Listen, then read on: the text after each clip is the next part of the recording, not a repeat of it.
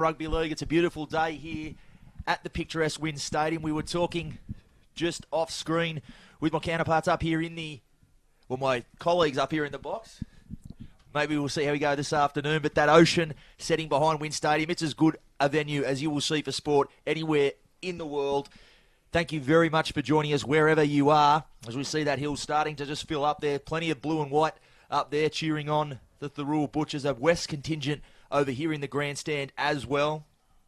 Going to be an absolute belter of a game. It was 1v2 in the major semi. We'll have 1v2 in the grand final. Something most of us might have tipped. Anyway, this way may go. It's going to be an absolute belter, I'm sure. And I am joined by the A-team up here in the box. First of all, we're joined by Dragons and Illawarra royalty. A former Dalian Centre of the Year, former Dalian 5'8" of the year, and a former Dalian Lock of the Year. That's how you wanted me to introduce you, wasn't it, Timo? Oh, thank you. Keep going, mate. Good afternoon, boys. Yeah, as you said, what a day. Wynn Stadium, sun shining, we've got the water, but grand final day doesn't get much better than this as a player, as a coach, or anyone involved in rugby league. But really excited about this clash. I think it's going to be really tight. I don't think there's going to be too many points into it. Thirroul go in with a little bit of momentum. But, West, just with Glenn Stewart in this side, who's played in the NRL Premiership winning grand final, I think there's going to be plenty of experience there. But I think it's going to be a cracker of a match. Thank you, Timo. Sean Timmins joining us. We might have just had a bit of audio difficulty with the mic there, but I think we've got it sorted out. We'll hear your input throughout the afternoon. Sean Timmins joining us here in the box. I'm also joined. It wouldn't be a Thirroul Butchers grand final without the voice of the North, Johnny Pett. We've called many of these this year. A couple of belters with the Butchers throughout the season. Welcome. How do you see this one playing out right off the top? Well, Mitch, as you touched on, Christmas Day for everyone in Illawarra Rugby League, and we are up for the big grand final. The best two teams in my mind are playing here today. The big dance. Looking over on that hill, it's a sea of blue and white, but to the left there is a ton of Western Suburbs Red Devils supporters. As I was leaving home today, Mitch, the Thirroul streets were flooded with blue and white balloons. There was cars with Butchers spray painted up the side. The Thirroul faithful have come in droves, as you can see on the hill. But it's going to be a cracker of a game. We witnessed one of the...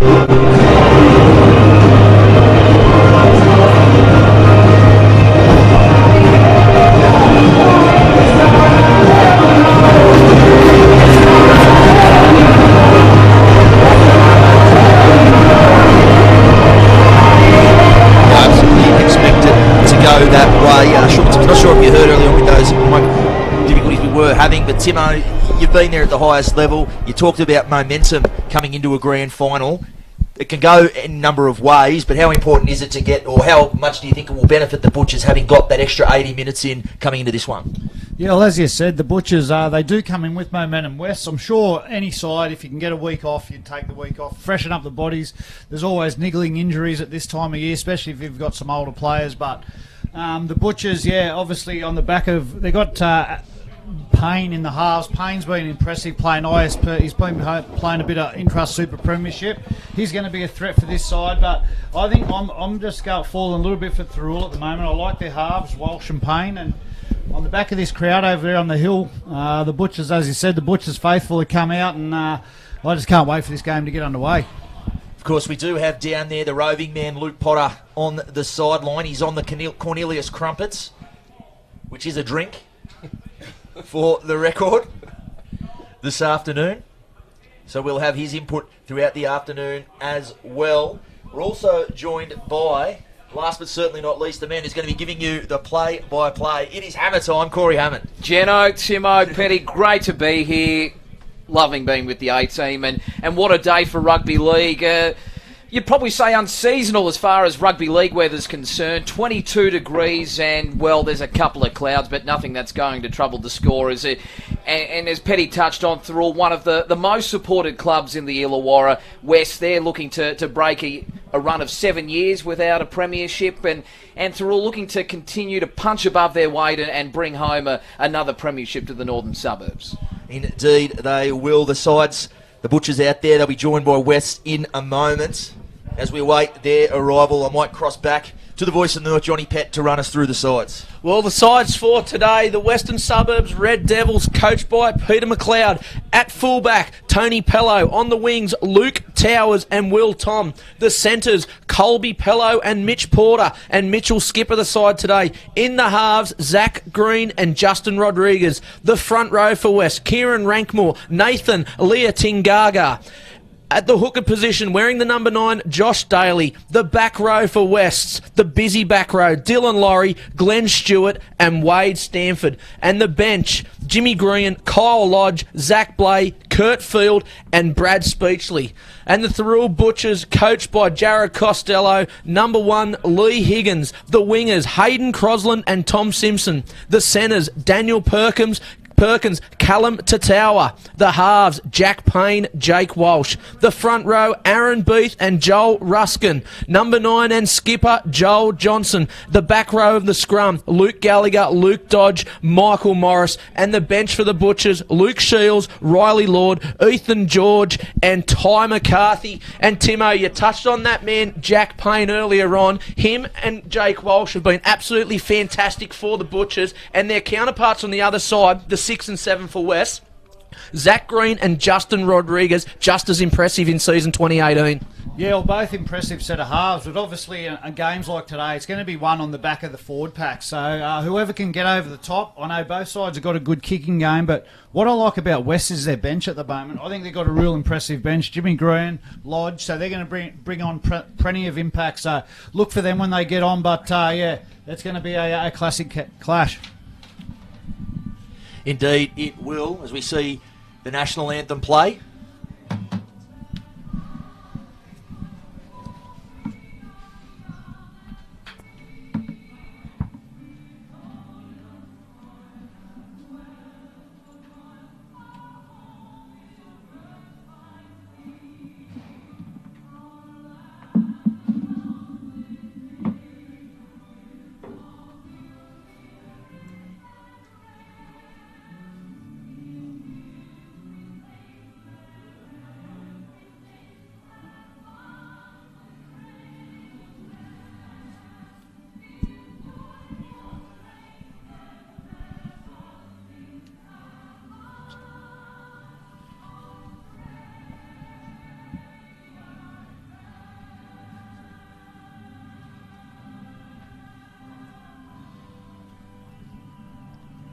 Well, there it is. It always gets the hairs on the back of the neck standing up the anthem on grand final day. You touched on the benches there, Timo. I think that'll go a long way to determining who gets the nod here. Both being very good in season 2018. Kyle Lodge, Jimmy Green in particular really brings some impetus off that bench. The likes of Luke Shields, Riley Lord, Ethan George, they all won a reserve grade grand final for the Butchers last year and have really stepped up big time for Jared Costello this year. Obviously, the ebbs and flows that do go into a grand final, it'll be with you and it'll be against you, the momentum, and those men on the bench really determine how it goes. So we're about to see things get underway. The last little bit of the huddle up. Pumped up, I'm sure we're about to see a very impressive and physical opening to this game. It is one of the intriguing things, the matchup, Johnny, between these two sides. They're very similar. If you talk about styles making fight, both smallish forward packs, big motors, very fit. And so this one, you imagine it's going to go down to the 80 minutes with those sorts of attributes? Yeah, it's definitely going to go the whole way here. Both sides are super fit, super fast, super strong. We're about to get underway. And boys, one of the sponsors for the Thirroul Butchers, the Beaches Hotel, they've got us switched in there live. So we are going live out to Beaches Hotel at Thirroul. So everyone out of Beaches, enjoy the ride for the next 80 minutes. Taylor for me, Corey Hammond, he'll get us underway. Taylor Cleveland, the man with the whistle this afternoon. And Wests, they kick high and long down to the southern end of Wynn Stadium. And Thirroul with first use of the football. 19 metres out from their own line where Lee Higgins will play it. And Ruskin met in a solid tackle. West, a statement of intent as Kieran Rankmore comes flying in. And bumping over the top, a nice run by Dodge. Physical early on there, Hamo. Kieran Rankmore is a real tone setter for this West outfit. He's not the biggest front rower by any stretch, but geez, he plays physical, and he just shortened up Joel Ruskin there, and we see Luke Dodge doing the same to Zach Green on this edge, a physical start.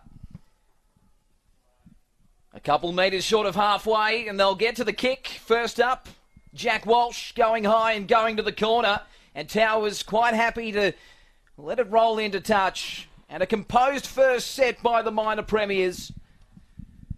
And also the Butchers as well. So the Butchers getting out of trouble early. Do you think that, Timo, might have been something on the sheet to get through that first set and just look for touch there and settle things back down? Yeah, well, it was a very physical first set there, and they put a lot of pressure on the kicker. But yeah, it's they've come out fast here, West. But look for Thirroul now to try and get a bit of line speed and try and give it back to West here. But this is going to be an arm wrestle early on. So Green will feed the scrum. Pello going on his outside to Mitch Porter, the skipper. Returning home to West. As is Glenn Stewart today. I think it's Dylan Laurie over on that side. Got the 11 on his back. An interesting one. Has spent most of his time in the Dragon system and, of course, for West in the front row, but he's been deployed out on that edge in recent times. I think it was mostly to get this man with the footy, Nathan Leotigunga, involved, because he's just been outstanding off the bench. Had to earn a start ultimately. And I think that's why we've seen Dylan Laurie out there on that edge, Hammer. And Kieran Ragmore up the middle. They're up to halfway, fifth and last. To the trusty boot of Zach Green, who keeps it low. And Lee Higgins gets a nice bounce. He'll be important today, supporting up the middle. The likes of Joel Johnson getting out of dummy half, and these big Butchers forwards laying the platform. Quick play the ball, and they're up towards the halfway with Walsh. Big crowd in. Plenty of Butchers on the hill. Gallagher stepping off the right and over halfway. Michael Morris. Oh, what a hit coming in. Glenn Stewart, of all people. The Clive Churchill medalist. You think he knows how to get up for a grand final?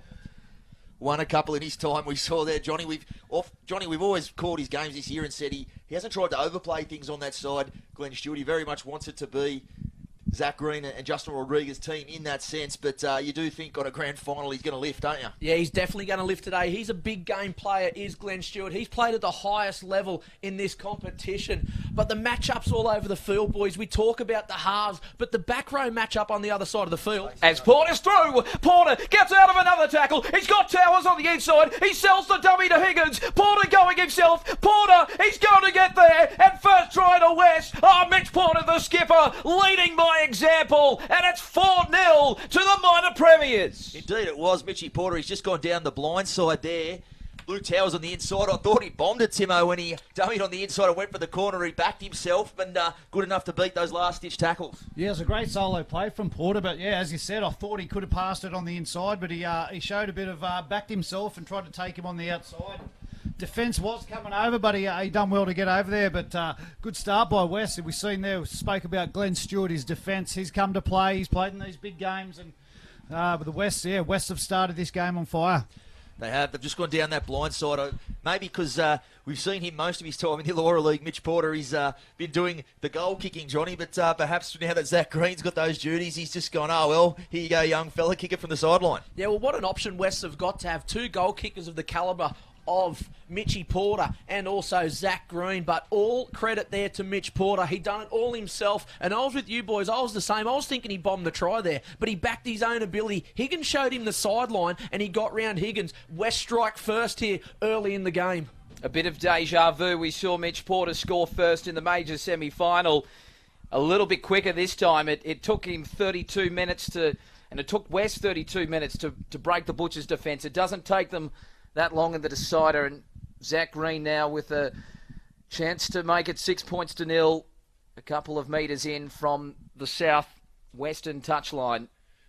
Do you almost expect to see that, Tim, outside coming off a week off? They're always going to be chomping at the bit. They can start fast. Yeah, well, they would have had a good spell. They're fresh. They would have had a couple of niggly injuries that they've got over. They've come out here really fast. West, and I like the look of West. They've got 9 locals in this side, but led by Glenn Stewart, and he's knocked it over. That's a great goal kick from out wide. A big confidence booster for Zach Green and for Wests. They'll start from in front this afternoon. 6 points to 0. Well, the Butchers, what have they got to do here to shrug that one off there? 6 minutes gone in the game. The Butchers find themselves behind 6 points to 0 on the scoreboard. Lukey Gallagher to get us back underway. Boys, they'll be looking for a massive defensive set from here. Exposed on the fringes. What potent attacking power Wests have. You needn't look further than Mitch Porter or the Pello brothers. We saw Colby Pello in that set, bust out of a tackle. He'll be oh so dangerous, as will Tony Pello at the back. They score some freakish tries. It's Kieran Ragbor into a three-man tackle. Ruskin and Beef, the old heads, they need to stand up now. Having a look at one of your articles during the week, Mitch Jennings, a 12th grand final for Aaron Beef, looking to make it win number 6. Yeah, fair stretch. He's if he can get the nod in this one, it'll be 6 and 6, 50%. I tell you what, some people never get to a grand final nor win a premiership, so a 50% record out of 12, not too bad, Timo. Yeah, well, you can see here the West are trying to get him out on the edge. We've just seen Porter score before, and this time they shifted left in that last set and nearly caught him out. Thirroul's going to have to watch that and get their spacing right in defence. Otherwise, West will be looking to make that play all game. And now a get-out set with Crosland. Crosland met there by Glenn Stewart. Also Ragbor. These outside backs and the get-out sets will be oh so important for the Butchers. Now, again, Dodge.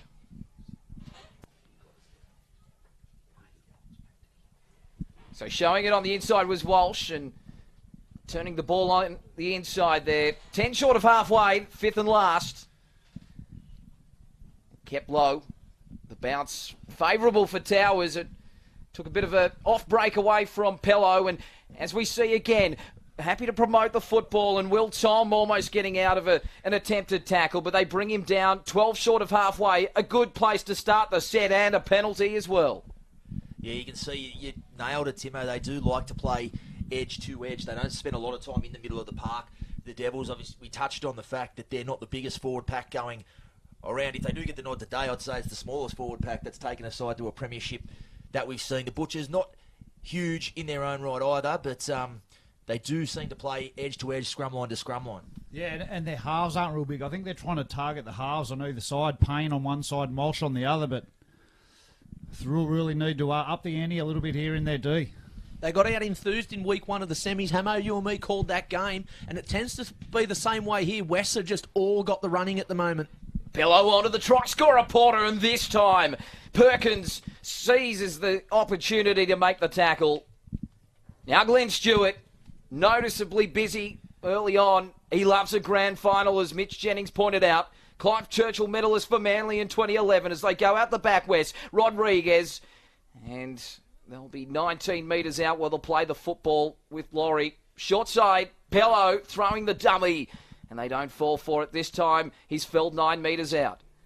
Chance for Wests to score another try. Green puts it on the boot, looking for the repeat set, and coming through is the chase, and they'll force the goal line dropout. Bit of deja vu happening there. I think Luke Towers steaming through on that one. We saw in the major semi, Johnny. There was one that I think the Butchers camp weren't that happy with. They thought it might have run dead, but they were taking no chances on that occasion, and they concede the dropout there. They're still filthy on that call, Mitch. Nevertheless, they're good way to kick there from Zach Green. Jack Payne had no option but to push it over the dead ball line. So Western Suburbs Red Devils, another chance here to post points on the board. The pressure is immense. An ugly dropout, but it'll do the trick. Now Leatia Gaga coming back with a head of steam, and they meet him 35 metres out. What a battle, a colossal battle in the forwards. Stanford, 29 metres out. The Red Devils on the charge in the grand final. Green out the back, short to Stewart. Hasn't scored a try all season, but he loves a grand final, as we've mentioned. Is today the day where he crosses the stripe? Rankmore 9 metres out. They're set deep to the left. They go that way, Stanford. Stanford take the line. Rodriguez on to Pello. Pello, you give him room. He'll make you pay. He goes to his brother Colby. But a bit of communication. The boys are into it here. They're on. It's on. They're in. This is a grand final. You can feel it. Emotions running high. You see they weren't got the way. It is Tony Pello over there with his brother Colby, but interesting to see there. We talked about the way West do like to play edge to edge, and people have asked me this week, who do you think the key men for the Devils are? And they might be a little bit surprised to hear me say, I think it's Wade Stanford, the lock, because very underrated player in this team, but his ability to ball play in the middle of the park, it really lets them go edge to edge. We see that there, Timo. Yeah, he's been very busy in the middle of the park. He seems to be that link player with the halves, and he's been, as we said, they're shifting it from side to side, but I think this is going to take a lot of gas out of the Butchers. They've been defending their line for a while now. Back-to-back sets. They get a bit of a break here, but all the momentum at the moment's gone to Wests. Boys, it was that man, Aaron Beef, to put the shot on Colby Pello there. Double his age, Beefy, to Pello. And Pello didn't like the contact that Beefy gave him, so that's what started the scuffle there at the moment. So we'll just wait and see which way this penalty goes here. It looks like it's going to be awarded to the Butchers, but as Timo touched on, a lot of gas taken out of the Butchers early. Johnny Pett, we know that Jared Costello was very sparing with his interchanges in the major semi-final. It's a lot hotter today. He's going to have to be smarter today. I know there was an injury and they were down to 16 or down to 3 on the bench in the major semi, but he's going to have to be very smart today, isn't he? Yeah, that major semi, it was young Jared Whitty that broke his leg there in that game, and he had to make a forced replacement there. But in that first half, Jared Costello only used one reserve. You're right, Hamo. He's going to have to use the likes of Luke Shields, the Big Moose, and Riley Lord early. But on the bench for Thirroul also is a big game player in Ty McCarthy. He's got a wealth of experience that Jared Costello can tune to. But, Timo, you touched on in the pre-game, that bench of Western Suburbs is absolutely dynamite. Yeah, they've all been around for a while. Jimmy Green's play, he was captain coach. He's played a lot of footy. He'll bring a lot of impact. Kyle Lodge has been playing some really good footy this year. So when they get on, look for them to really lift the tempo of this game. So an attacking chance, a rare one, as Michael Morris takes it forward for the Butchers. They've been under siege in the opening minutes. 6 points to nil, Wests to the better. Beef playing out the back.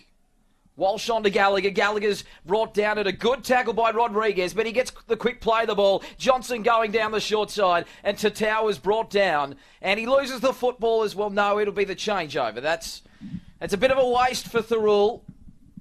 Boys, I've got to give Beefy a rap. He must be 45, is he? He's still playing first grade, but a local boy, he's still playing playing first. I don't know how many grand finals he's played, but it's a fair effort from him. 12. This is number 12. He's 40 like a fine wine, as they say. He's no longer a fine wine. He's actually fortified. I think he's a port these days. He turned 42 weeks ago, Timo, but I reckon there was 50 candles on his cake. But nevertheless, I think, Mitch, you done a good story during the week, and you spoke to Rusco and Beefy. You've got a winger and a halfback now playing in the front row for the Butchers. That's what these local boys do. They stand up each year and turn out for their beloved club.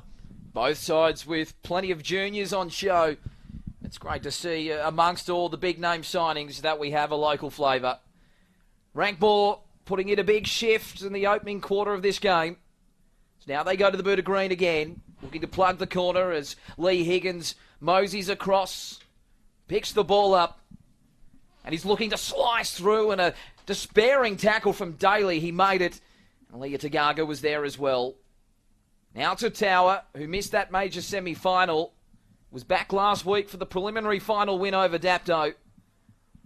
That's a good run there, Tommy Simpson. You touched on it earlier, Hammer. The back five for these Butchers, they do come in and do a lot of grunt work. The likes of Perkins, Tatau, we saw Simpson there. They're going to have to do plenty of that today, especially early on, given most of the momentum so far has been with the Devils. Yeah, they're going to need it, Mitch. They've been defended most of the game here, the Butchers. I think it's taken a lot out of them, so that Thirroul will be looking for to use their back five, get in there and try and create some metres for their forwards. And they'll be looking to limit the chances of Pello, and this time they trap him in that northeastern corner, and a good tackle coming in from Tatauer and also from Walsh as well. The Butchers muscling up. They trail by 6 points to nil. Now, Will Tom. Away from one, the little pocket rocket. 18 shy of halfway. Don't know how little he is. I don't know if you stood next to him, Hammer. He's built like a brick, you know what. He's got legs like telegraph poles, doesn't he? Have a look at him. Is the ball on the inside to Leah Tagaga. They build them big, the wingers these days. Now to Payne. He's been able to find the turf on regular intervals to start this game, and Lee Higgins has had plenty of work to do as he searches for a gap on a crossfield run, and he's brought down centre of the park 20 metres out from his own line. It's interesting they've kicked every time down to Hayden Crosland's side. We looked in last week's game against Dapto. Dapto kicked to Tommy Simpson's side and had success a few times there. So maybe Wests are thinking they're going to find success on Hayden Crosland's side early on. Zach Green's boot is lethal, as we know. Now they play out the back and the dummy coming in. That was Payne. Now Morris gets the Butchers on the front foot. Fifth and last. Now to Payne. Again, looking to limit Pello, but look at him. He finds space out of nothing. Up over the 20. Kick chase has to be on song with Tony Pello. We've seen him counter-attack so much from inside his own end. If you give him a broken defensive line, he can hurt you. I've always compared him a lot to Josh Adokar, the build and the speed. And if you don't get your kick chase right, he will hurt you. Laurie playing the football. Rankbaugh in behind the ruck, and Rankbaugh, a strong charge, 15 metres he makes on that occasion. As they go short side, Daly going from dummy half. Looking forward to seeing him and Brad Speechley out of that all-important dummy half position today. They've been so good all year as that ball is over the head of Simpson and into touch. Yeah, I think the West front row has been really impressive in this first half. Frank Moore and Leah Tagaga, they've been really solid. They're finding plenty of metres in behind the ruck. So when they finally do get a break, that's when we look for this bench to come on and follow their lead. But both them boys have started well. People have always asked me through the year. I didn't name a team of the year this year, but I'll tell you what, if I was going to, the first front row I picked this season, Kieran Rankmore, been absolutely outstanding. I said plays above his weight. He's already shortened a few up out there. Very, very aggressive. He sets the tone for him, like we said. And he'd certainly be in the team, any team I picked in this league. He's a pit bull. He is Kieran Rankmore. He's had such a good season in 2018, and him being in the middle of the paddock has been so beneficial for West. It's allowed those fringes to play so much better. On the back end of that, guys like Josh Daly and Brad Speechley have played off the back of the go forward from Kieran Rankmore. So a get out set for the Butchers. 6 points to 0. Western Suburbs lead.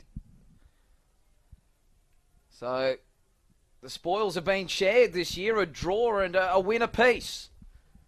Today is the ultimate tiebreaker. The Butchers 9 short of halfway, where Crosland will play it. Ruskin playing out the back, and now Walsh going to the boot, and he's found some open space too.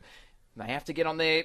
Well, there's a chase coming through, but it's going to beat them into touch. Good kick, Jake Walsh. He sensed his sights had been under pressure. He found the space. He saw over on that side Will Tom was up in the line. He got the kick in behind and finds touch. Jake Walsh is speaking to him through the week. He's actually going for his 5th straight premiership. He won the 2014 premiership with the Butchers a couple of years away. 2 premierships with Mounties, and then another one with Wenty last year in the Ron Massey Cup. Big game player, Timmer. Yeah, that's a fair effort, and obviously they're going to be looking for him to play a big role in today's game. But the Butchers need to come up with a forced error or something here. They just haven't had any field position. West seem to be dominating the field position at the moment, and Thirroul would like to force an error and try and get a bit of an attacking set on West line.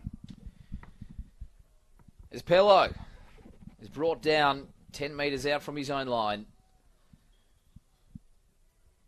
So after that electric start from Mitch Porter, a 60-metre try, both teams not giving much away, pretty measly in defence. That's a good run there from Josh Daly. I've always been so impressed for a young number 9, his ability to pick his times. He doesn't overplay his hand. He doesn't run too much out from dummy half. He picks his times really well, and we're seeing now he can put that penalty down to Josh Daly there. He got the defence going backwards, and then Nathan Lee Tiganga, he gets on the back of it and earns the penalty. And above the horizontal is the call there for that spear tackle.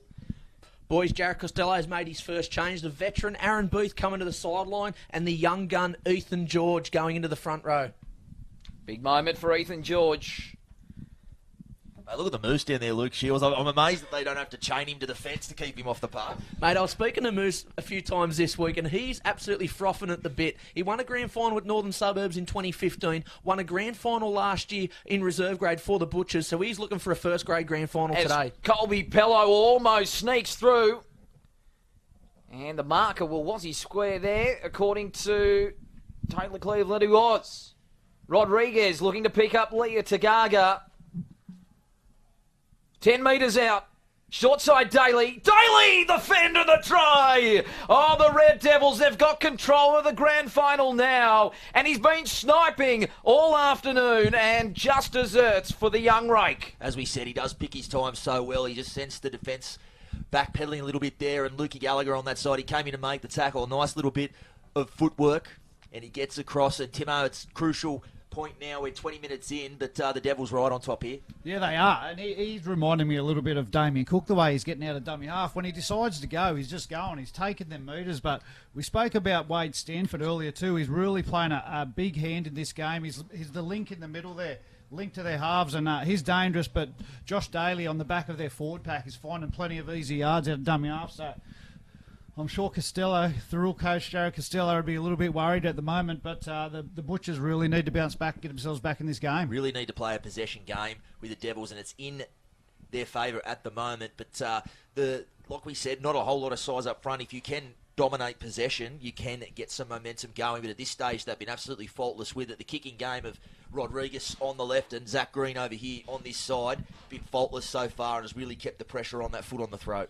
Yeah, they just look a lot more fresher, West, at the moment. You can tell they've had the week off. Thirroul are looking a little bit tired, and they've been doing a lot of defending, just defending their line. But the West side, are really looking fresh and fast at the moment.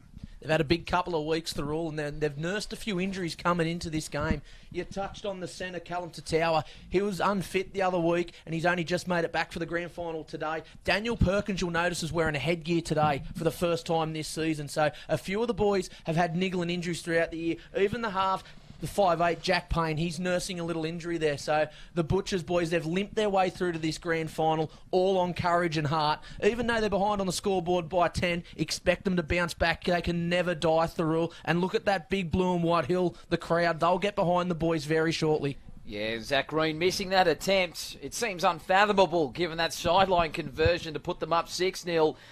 And a familiar side as the Butchers kick off. Work to do for the men from the northern suburbs now. They have to control the ruck a lot better than what they have.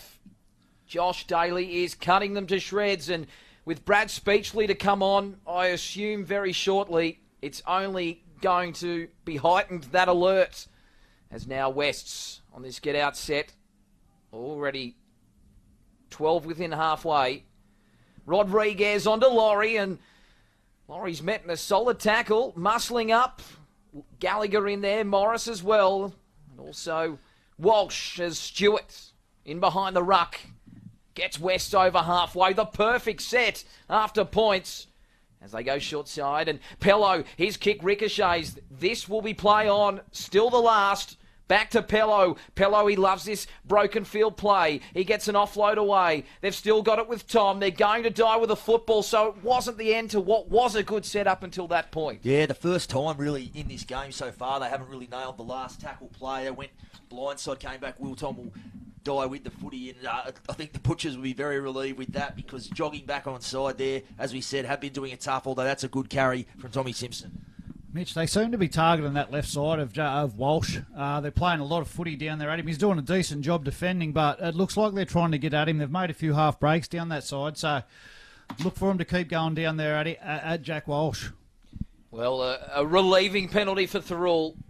Someone has to stand up here, and it has to be the halves. It has to be Payne. It has to be Walsh.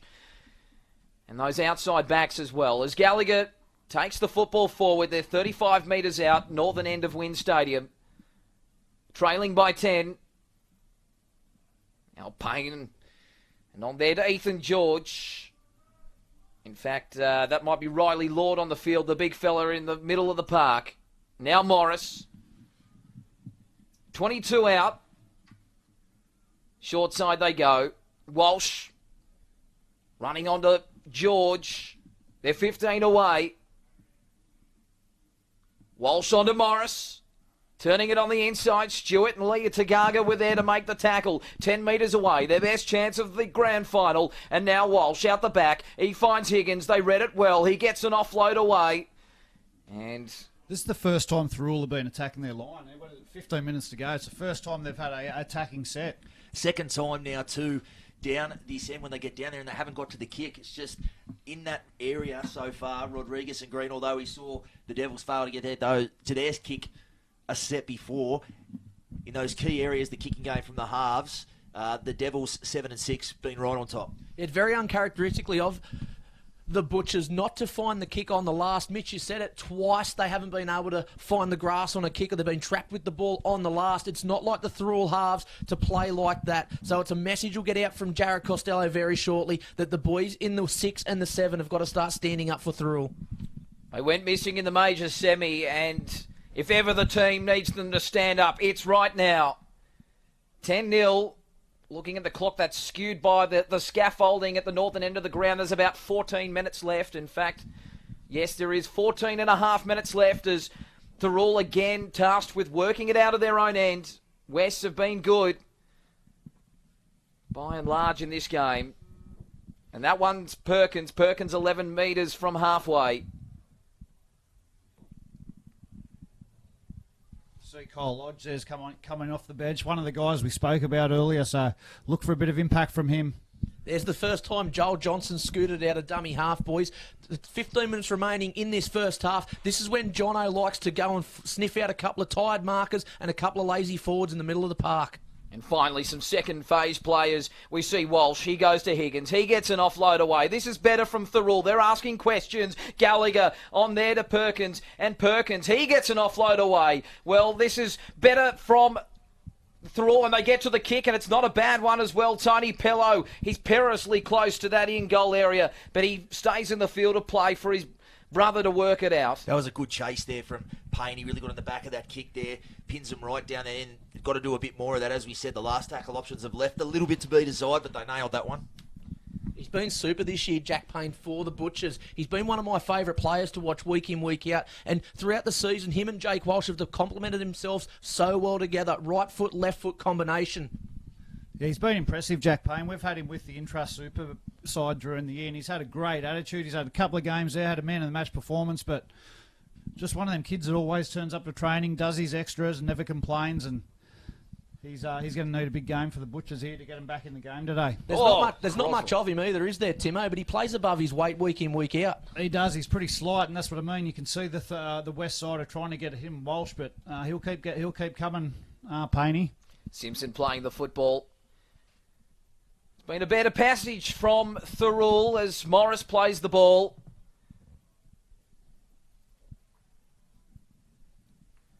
Over halfway. Johnson to the short side. And Walsh going to Tower going towards the sideline. They show it to him, and he's over the touchline. And West, look at them sprint in. They know what that means. Their tails are up. And that's a big confidence blow to the Butchers. This is something you see, isn't it, Timo? They've pushed him into the sideline, and you see, look at them, they're all over there. That's, team's up when you see those sorts of things. Yeah, we spoke about it earlier. They just look fresh. They look raw. You see there, all the team rushed in, and they're just up for this game. And the Thirroul Butchers are just hanging on at the moment. But if they could score a quick try, they're back in the game. But West at the moment, they just seem to be buzzing. Yeah, they are buzzing. We've got to remember, go back to the start of the season, West were the winners of the pre-season cup, so they've had an outstanding year from the start. And massive raps to Pete McLeod and all the coaching staff there. There's a young group of players with a couple of old heads that have really dominated in 2018. They've done the simple things right. That's been the key. And these two sides are a model of consistency. They finished on equal points as it was at the end of the home and away season. It's Glenn Stewart with the football.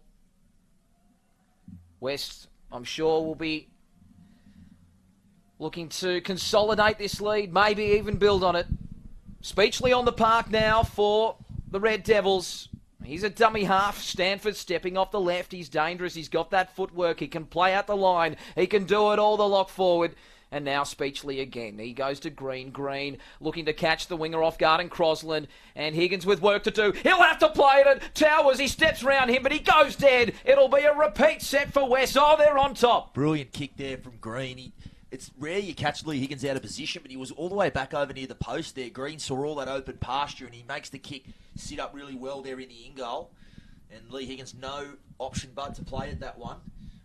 And now really starting to try to twist that knife, the Devils. Fantastic kick there from Zach Green, but what about the chase from Towers? It was absolutely electric there. Higgins, by the time he got the ball and looked up, he had Luke Towers on the back of him, and he had no option but to go dead over the dead ball line. Higgins and Thirroul dropping it back out to the Devils. And Walsh finding a bit of open pasture. West with Rodriguez steaming onto the football like he was a front row forward.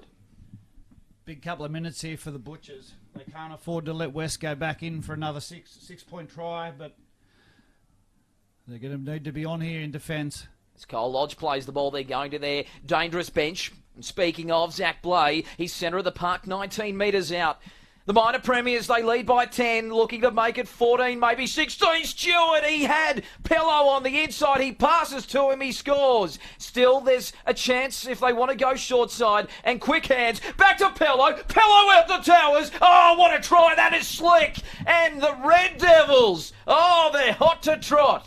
Glenn Stewart there, I think he looked back on the inside. I think Tony Pello might have just overrun him a touch, so probably from the angle, we can't see it that well from the angle we are up here, but he just held on to that one, perhaps sensed it would have drifted forward, and it ends up being the right play. He takes it to ground, a quick short side raid, and Luke Towers, he didn't even go, he didn't pin his ears back and dive for the corner, did he? He went straight off the right foot. He had his eyes on getting under the post. But what smart play there by Brad Speechley at acting half there. He realised that the centre in Daniel Perkins had made the previous tackle, knew the Butchers were short on the left, and he's gone down that way, and it was just a matter of draw and pass, and Luke Towers crosses over pretty much untouched, improves the position, and Timo, that's the blow before half-time. Yeah, that's what we were just talking about. We knew Thirroul really needed to hold him out, but we talk about eyes up footy. I think we just seen that then. They seen they were short on that short side. It was a nice little play down there, and they caught him short. So West are going to have a crack here at going to 16-0. So the Thirroul Butchers are going to have to really try and up the ante here. They need something. They need someone off the bench or someone to try and do something to get them back in this game. And Timo, what about the experience of Glenn Stewart to not push that pass to Pello, knowing that they had tackles up the sleeve, and as it was, very next play they score? Yeah, you'd expect that from Glenn Stewart. We spoke about him before. He's played for Australia. He's won a premiership, Clive Churchill medal. So he knows what to do and where to be in these big games. He hasn't done anything outstanding yet today, but look for him at some stage in this game to come up with a real big play. Now Green with a similar attempt to his first one, which he piloted over successfully. 1 from 2 this afternoon, and that hill's very, very quiet as Green moves in.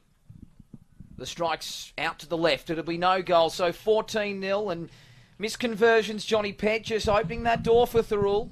Yeah, it's Leicester Majar just a little bit open there. 7.5 minutes remaining before the half-time break. Western Suburbs 14, the Thirroul Butchers 0.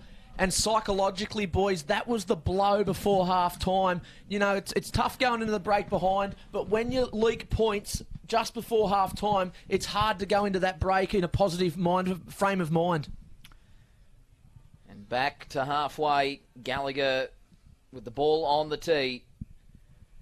Well, we've got, 7 minutes left. Timo, it needs to be very, very soon, you'd have to think, if they want to get back in this one. Yeah, the Thirroul Butchers need to be the next to score. I'm sure Jared Costello would love some points before half-time just to give him a little bit of a momentum swing, give him a bit of confidence, but you can never write the Butchers off. They always hang in there. And Mitch Jennings, what do the Butchers have to do differently?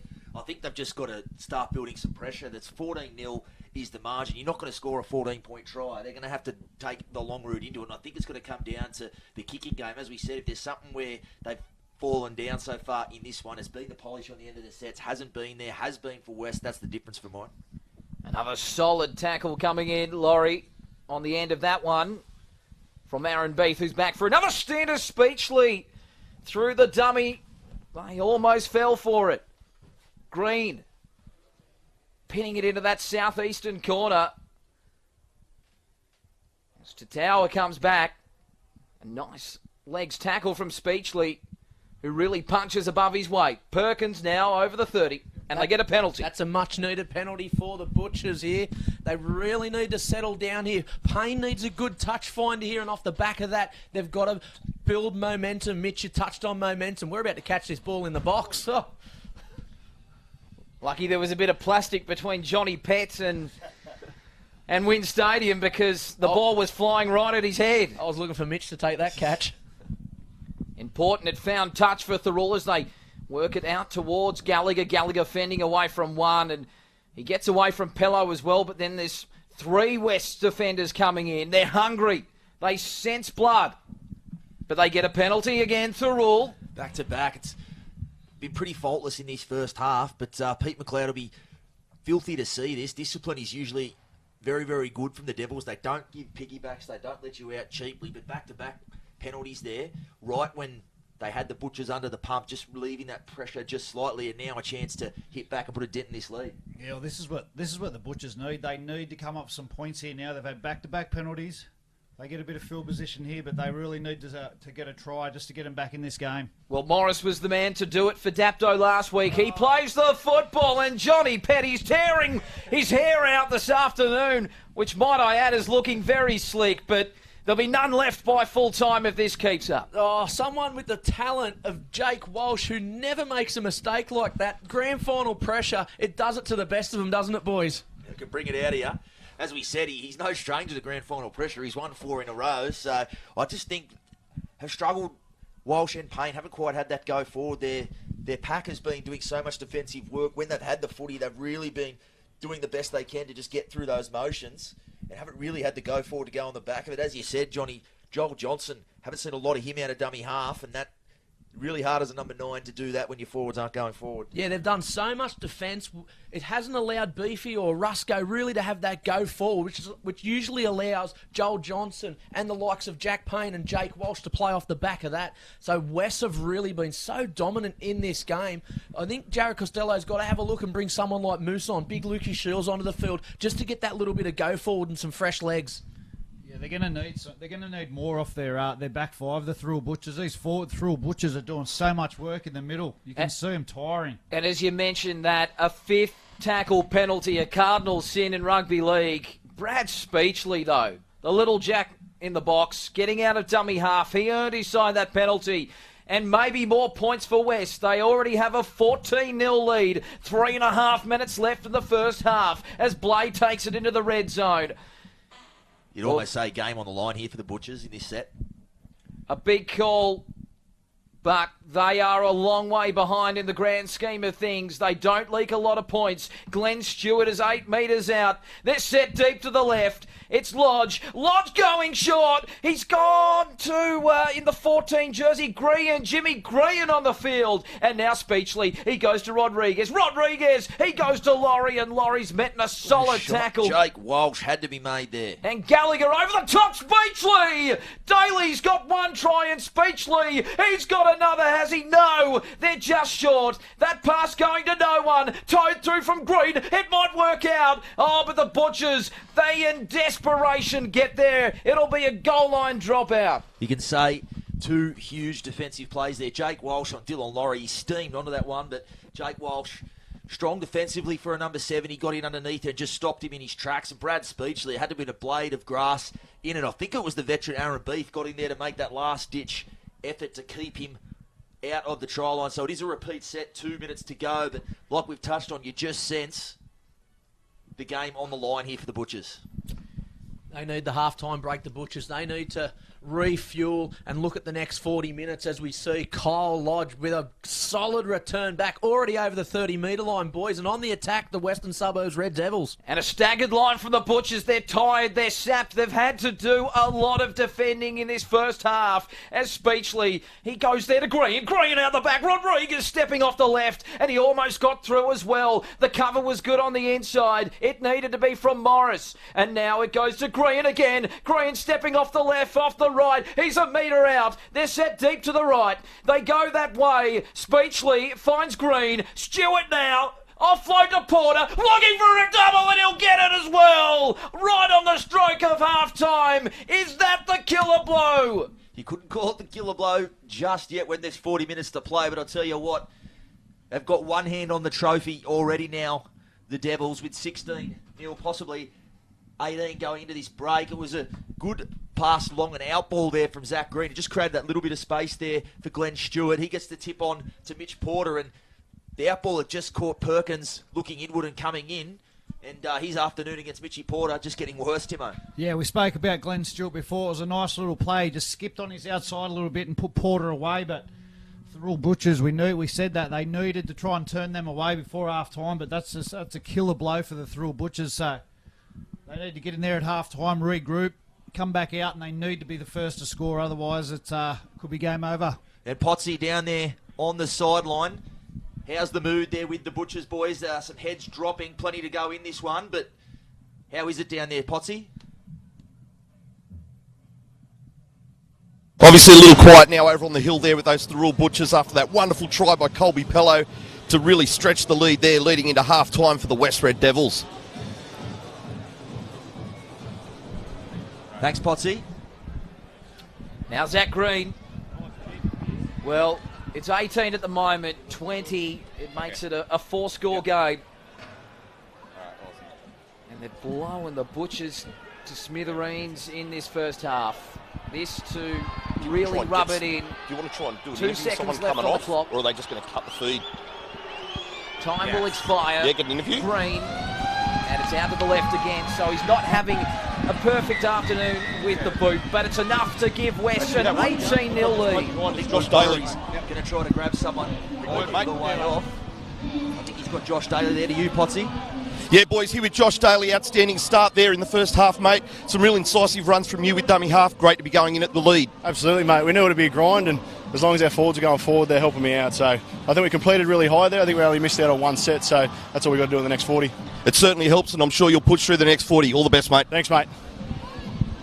Thanks very much, Potsy. And, gents, it's 18-0.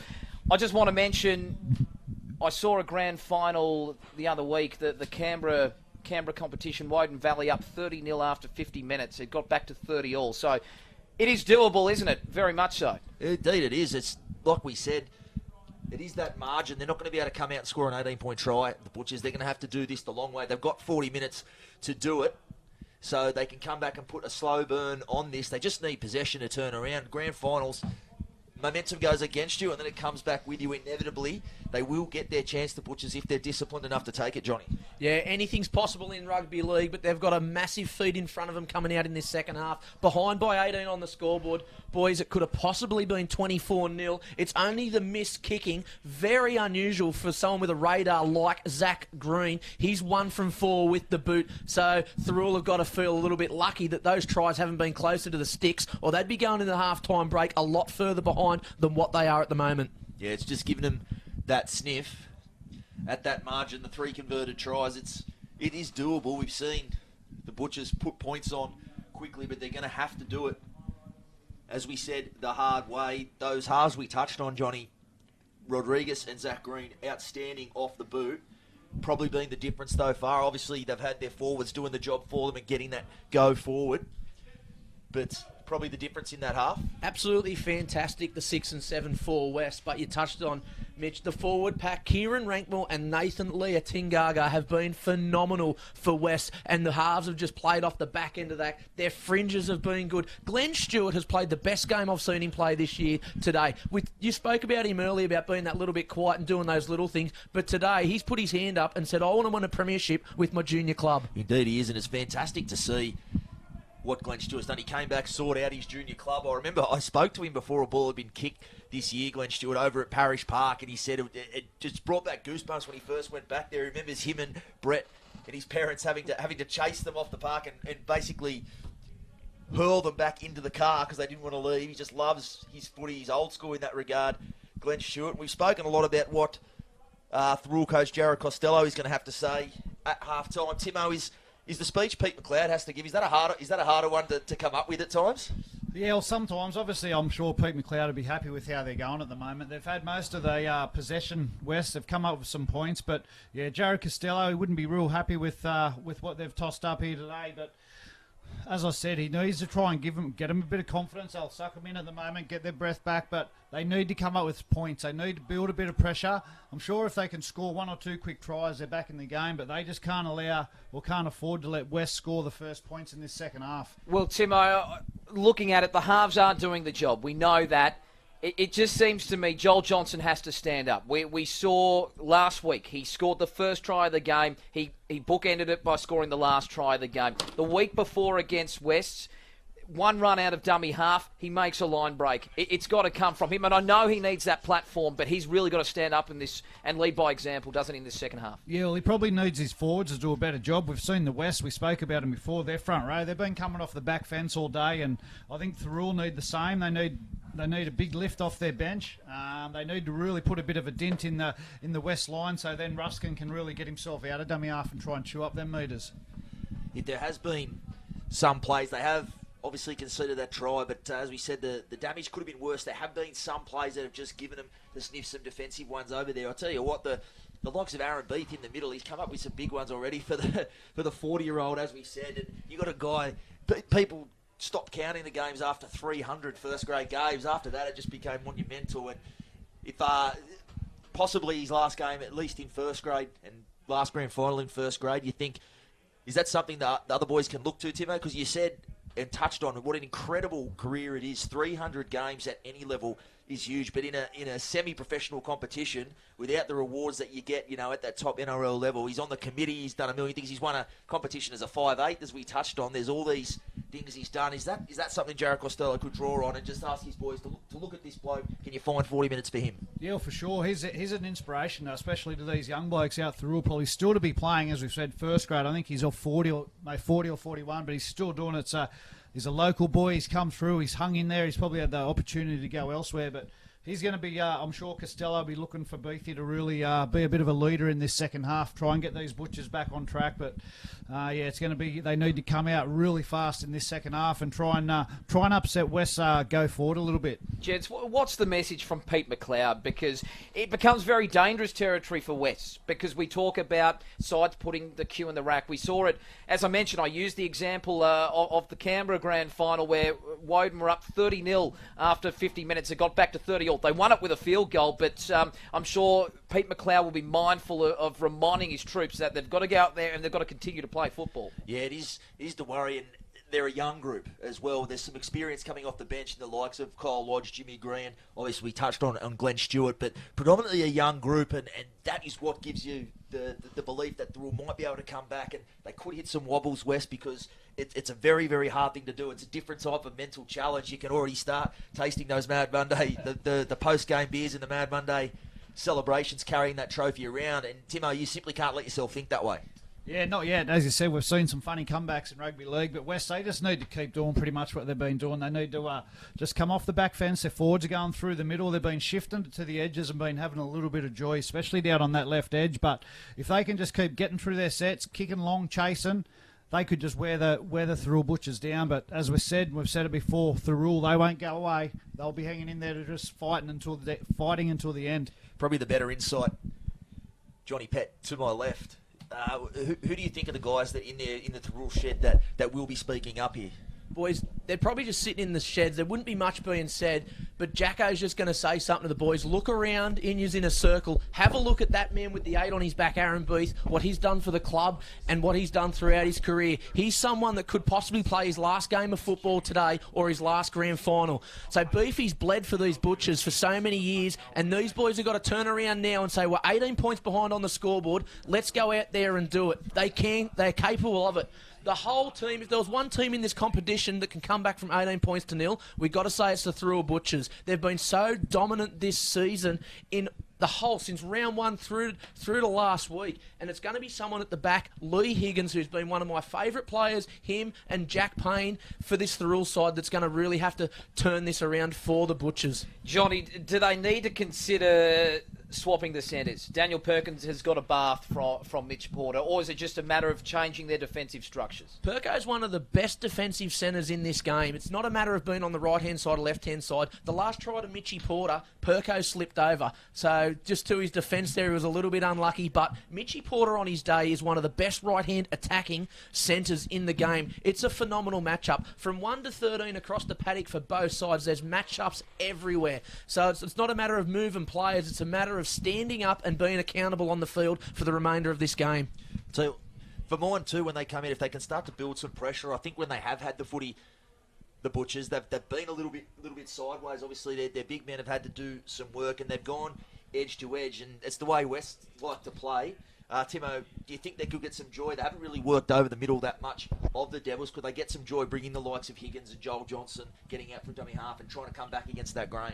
Yeah, they probably do. And as we spoke about, they really need to build pressure. I don't know how. I think Wests have had 3 or 4 repeat sets, and they just been building on the back of that. Whereas I don't think Thirroul have had a repeat set yet, but they need more out of dummy half. They need more from their forwards, just laying that platform so we can see. It brings Joel Ruskin into the game. It brings Jack Walsh and Jack Payne into the game too. So they're going to look for a big momentum shift from the Thirroul Butchers forward pack. So we see now Pete McLeod just coming back to his vantage point on the sideline. The boy's still in the shed, so I'm sure he likes to put the confidence in his leadership group, Pete McLeod. He just said his piece. He's a pretty composed character.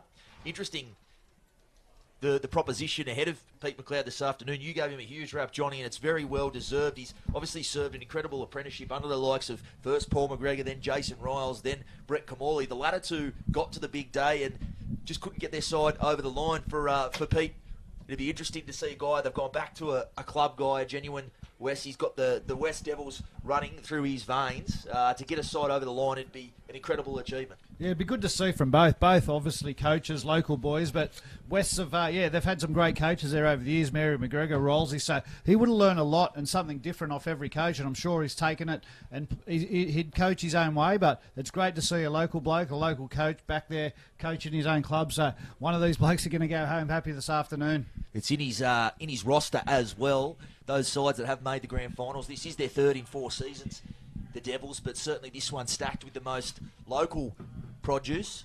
Both coaches have served good apprenticeships, haven't they, boys? Pete McLeod, you touched on, served under all those ex-NRL players, and you got Jared Costello.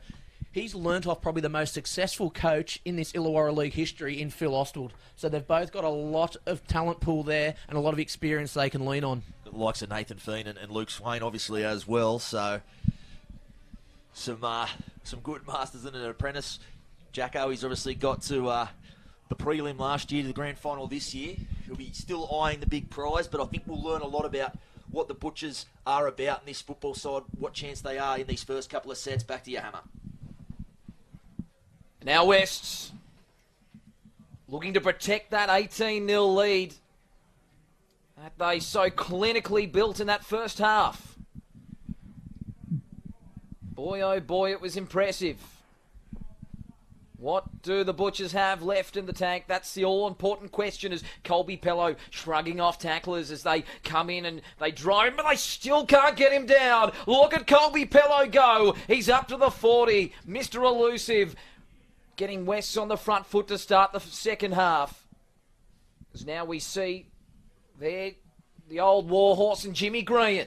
They're up to halfway and it goes to Green. So they go to the kick early and it's down there for Crosland, and Crosland coming back towards a brick wall of Devils defenders, and he'll be brought down 15 metres out. A very good start by West. We will, once we have Luke Potter back in his vantage point, we will see what the messages were from. In fact, I think we've got Potsy now. Potsy, what was the message from both coaches at half-time? Yeah, boys, pretty simple one from Pete McLeod over in the West room. It was just to complete the sets and don't give Thirroul a sniff. Meanwhile, across in the Thirroul room, Coach Jared Costello, very calm and relaxed, just said to the boys, we need to break this one down into 10-minute lots. We need to run with intent, we need to run with aggression and get ourselves back into this game. And thanks for that, Potsy. The worst possible start for the Butchers, an error and an injury. Didn't catch the number, is that Jake Walsh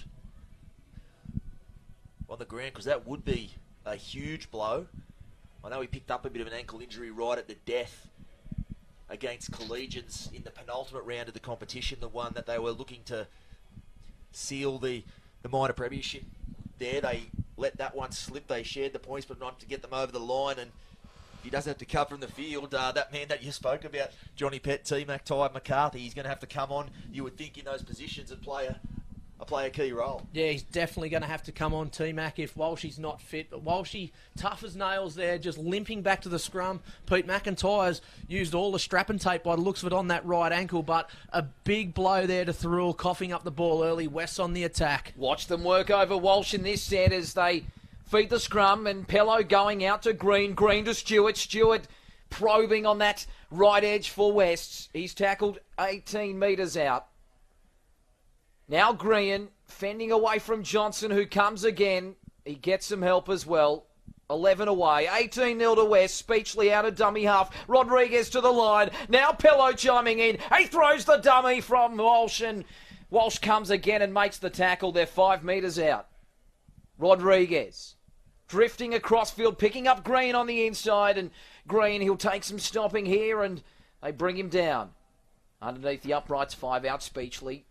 Green, good tackle coming in. Perkins making a statement on Porter. He was up quickly, but a quick play of the ball. Speechley rolls it into the in goals. It's too deep, and the Butchers survive, and on top of it, they'll get 7 tackles. Yeah, what'll that do, Timo, for Perko's confidence over on that side? We said it's been a tough afternoon that first half, but he had Mitchy Porter in his sights there, and he shortened him right up. Yeah, it was a good tackle from there because Porter's been real dangerous out on that right-hand side. So great defensive set, and they get the 7 tackles here. The Butchers, they really need to get themselves as far downfield as they can and hopefully get a good attack and kick on the end of it because they really need to try and get a little bit of momentum back their way at the moment. They needed to put a big defensive set on there, boys. Coughing that ball up early in the game. If they leak points there, it could have nearly been shut up shop. The Butchers on the attack, and let's see if they can march their way down the field and trouble this Western Suburbs defence. Plenty of vigour in that run from Gallagher as they're up to halfway. Now Morris. This is better from the Butchers. West caught flat-footed. He's been fantastic in the middle, Mick Morris. All the defence they've had to do, he's really shouldered a heavy load there. We know the motor he does possess, and he's going to need to have a massive half there because the juice did get taken out of him in that first one. And Pello, again, with that broken chase, able to sneak through. And it is the ability of this back three from West to get the Red Devils on the front foot to start their sets. As Green looks to his outside, throws the dummy, and probably wish he passed it because he ran into Joel Johnson. Colby Pello's been dangerous. Every time he's touching the ball, he's just looking like something's going to happen. He's running to break the line, and both the West centres have been real dangerous today. So now with Cole Lodge. Into the Butchers' half. 18-0 lead. Now Green. He goes high. It's an ugly-looking kick, but it might do the job. I think it's gone out on the full there, so we gave him plenty of raps in the first half, both Rodriguez and Green, for the kicking game, but that one goes awry there. Well, it was the Man U rap putting the pressure on Zach Green there, the 13-4 Thirroul. Mick Morris running out of the line as fast as he could to put pressure on the kicker. It's those 1% plays, boys, that's going to turn this match around. That had to have been on the tip sheet when you see the pressure like that, because they really did kick with impunity in the first half. Rodriguez and Green had a mile of time to put those pressure kicks in. We saw the repeat sets, so no doubt that was the message among a few that Jared Costello would have given to his men there at halftime, and now a penalty as well. Yeah, Luke Dodge earning the penalty. It was a good blindside raid from Thirroul, and they maybe just caught them a little off guard, made some good metres, and now Payne with the kick for touch, and he'll find it about 15 metres out from the West goal line. So this is a chance for the Butchers. 18-0 they trail. Just look at that from George. Big run. 10 metres out. Now Walsh on the inside to Beef. Beef looking to cap off this remarkable career with another premiership this afternoon. Oh, and Walsh, he's gone without it. That's twice from Walsh. You'd be hoping, expecting a little bit more from him. He done it in the first half in that kind of field position, but they need to come up with some points there, and they need to come up with better plays than that. They've just let West off the hook there. Look like they found some impetus there. Ethan George steamed onto his first carry, some contact, and they were marching their way up the field, and Jake Walsh is just not clicking for him this afternoon. When you're off, aren't you, in rugby league? When you're having a shocker, it tends to stick around with you for a while. Hammer, you touched on the bench of West earlier on. They've used all their interchanges. All players from the bench have come on. There's still two fresh people there for the Thirroul bench. Luke Shields and Ty McCarthy still to taste grand final football. So Jared Costello sticking with that blueprint and that rotation from the major semi-final. He's going to live by the sword and die by the sword this afternoon. Stewart with the ball. Johnson and Perkins in there. Also some help from Aaron Beath. Now Lodge. No markers. Expect Speechley to go. He does now. He steps off the left and makes an easy, cheap 15 metres. That's been the story of the day for Thirroul. They've been carved up out of dummy half and a nice kick on the... No, it's out on the full again. Well, they are giving Thirroul every chance, aren't they, gents? Yeah, they're giving them a chance to get back in this game. That's 2 in a row they've put out on the full, but Thirroul just need to come up. Jack Payne and Walsh need to take control at this part of the field and just really come up with some better plays. Yes, and can you gauge the reaction there? On the sideline there, Luke Potter. Can you gauge the reaction to that? That's 2 back-to-back. And we'll get to him shortly. As now We've Johnson... lost Luke Potter on the sideline. Johnson turning it on the inside. I think that's Morris there, midfield. They're 40 metres out. It has to be pretty soon or they can expect a tough end of this game, Thirroul. They're on the march. Can you gauge the reaction there on the sideline, Potsy? I think we've got you now. Pete McLeod, how's his reaction to 2 kicks going out on the full? Yeah, they're certainly inviting them back, aren't they, with those 2 kicks out on the full. But I'll tell you what, they're also inviting this Thirroul crowd back into the match as well. This hill is certainly going up now, and they're trying to urge this Thirroul team across to get that elusive 4-pointer.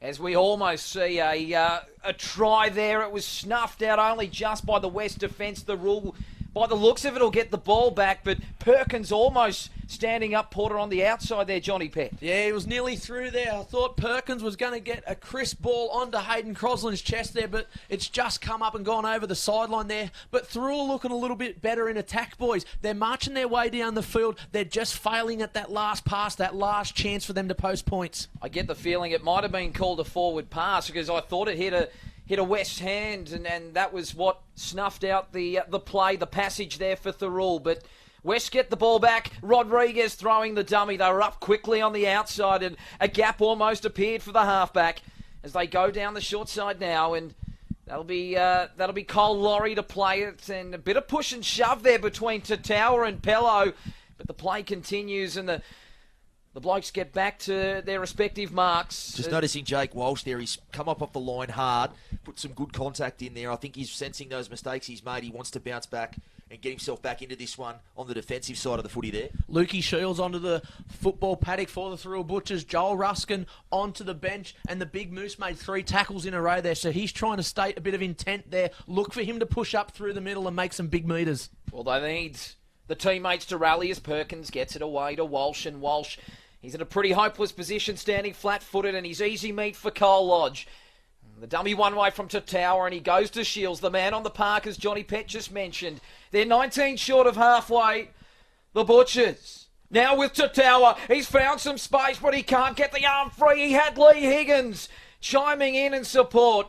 But they're in good field position now as they go to Walsh. Walsh goes out to Gallagher. Gallagher throws the dummy on the outside. Pello looking to make the tackle. He gets some help from Laurie. They're 33 metres out. 5th and last. Can they put an attacking kick up? It goes to Walsh. He goes back towards the inside. It's going to hold up in the breeze. Ruskin didn't want a bar of it. They bat it back. Payne, he throws a long ball to Perkins, who's got plenty of room. Perkins going for the line. He gets it to Crosland, who goes on the inside, and the Butchers finally crack it, and the hill goes off. Well, what about that? I thought Walsh had got the kick wrong. He didn't go as deep as he wanted. He wanted to get it down more towards the try line and held up in that breeze. But the Devils, they just got caught napping a little bit there. Jack Payne and the vision, Timo, to look straight out to the side. And Perkins, he gets over there. He held it up nicely for Crosland with the finish. Yeah, it was good vision from Payne, but I think it started back here. It was the outside backs got in and made a nice line break up the middle of the field. And that's what the Thirroul need. They need their speed man out wide, getting involved. West are starting to get a little bit tight around the ruck, so Thirroul need their speed men in and around the ruck, using footwork, changing angles, but Thirroul bounce back. They really are. Yeah, they needed that try badly, so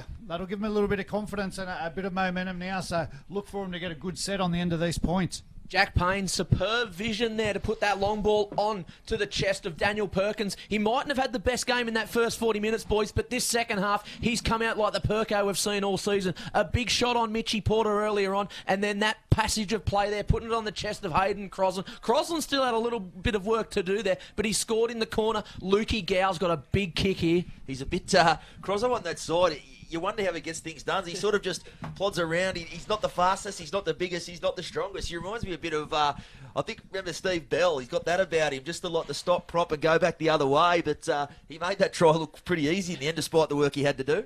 Yeah, he's a tough unit, isn't he, Crozzo? Massive kick for Gallagher.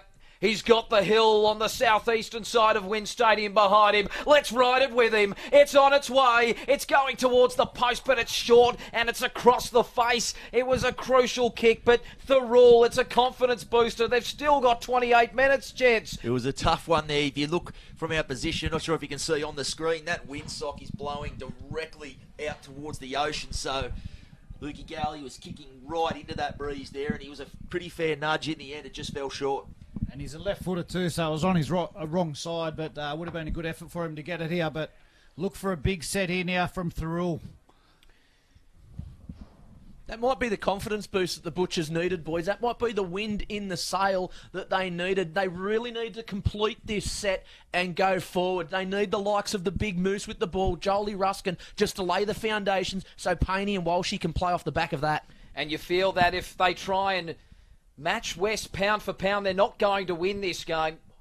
As we go down to Potsy on the sideline. Yeah, boys, and the coach just sent the message out. Jared Costello said, this is the platform now we're going to build from, boys. The crowd's back into it. Thirroul are back into it. This is game on. Thanks, Potsy, as Ruskin takes the ball forward on the last for Thirroul. It was a good set. Can it be a good kick to end? It's a spiral bomber tester for Pello, and the chase is good. And he makes the catch, an important catch as well, because they've been on the rack for the past 5-10 minutes, West. They've got to weather the storm, as now they look to go out towards the the western side with Tom. Tom will play the ball for Speechley, and time off is called, so they got tangled up and told to play it on the mark, Tom. This is where a side like West will feel the pinch, I think. Having a lack of footy of late, they came out the week off, they started very well, put in a great first 40 minutes, but that lull at half-time, that just stops momentum. Haven't had a lot of footy. This, to me, is where a side that's had the route to this grand final like they have can be just that little bit vulnerable and will start to feel the pinch just a little. Yeah, well, this is where Thirroul can really pounce at the moment. As we see Pello, he finds Towers on the outside, but this time the Butchers read it like a book. If the Butchers can manage a quick try here, it really puts them back in the game, but they got West under the pump a little bit. That's the third. That's three out on the full, so Pete McLeod won't be happy with that. It's amazing how things can turn. The kicking game was the difference in that first 40 minutes. Rodriguez and Green, both very, very good off the boot, but 3 times they're giving the Butchers every chance to get back into this one, Timo. Yeah, and as we said, if they can come up with a quick try, we need Payne, and they need to get him come up with better plays at the front of the field. But if they can score quick points here, it really gets them straight back in this game. But they need to build some pressure here. Now Morris. They play out the back. Higgins trying to get the fend away. He gets the ball to Tower. He's got through the gap. He's got one to beat. He tries to fend away from Pello. He gets away. He's got there too. Oh, what a try. Unbelievable. Oh, they're into it. I'll tell you what, Higgins came in and Colby Pello, they did well not to, they both wanted to let one go, but they didn't. But Tower will talk about a guy stepping up. That first try came off the back of a great carry from him through the middle. He had plenty of work to do there, but they've gone to him. He didn't see a whole lot of footy in the first half, but that was an absolutely brilliant finish. I think it was about 4 defenders in the end. And Timo, how good a try in a grand final. Yeah, Tower, he's been the difference in this second half. He split him early on in that first line break, and that footwork and strength he just showed then was unbelievable. So he's got Thirroul back in this side here now.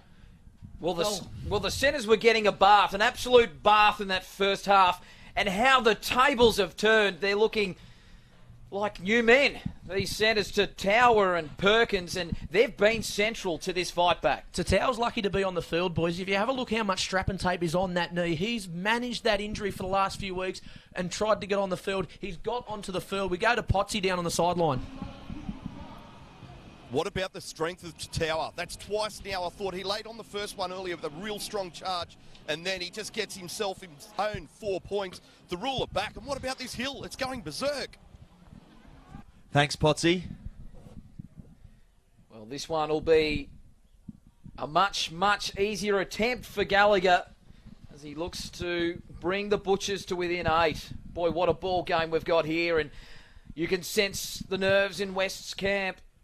Tell you who's nervous is Zach Green. If he takes another kick and puts it out on the full, it's going to really be a change. Every time he's done that, Thirroul have marched their way down the paddock, as we see Lukey Gallagher just having a bit of a hard time trying to place this ball on the tee due to these windy conditions. Momentum in this game shifting the Butchers. What about the spread? Again, I'm looking to the referees. The spread over there.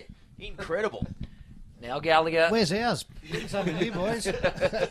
As Gallagher moves in and strikes it, he likes it. It's 18 points to 10. What a turnaround in this game. Oh, rugby league, it does funny things. And we've got 24 minutes left.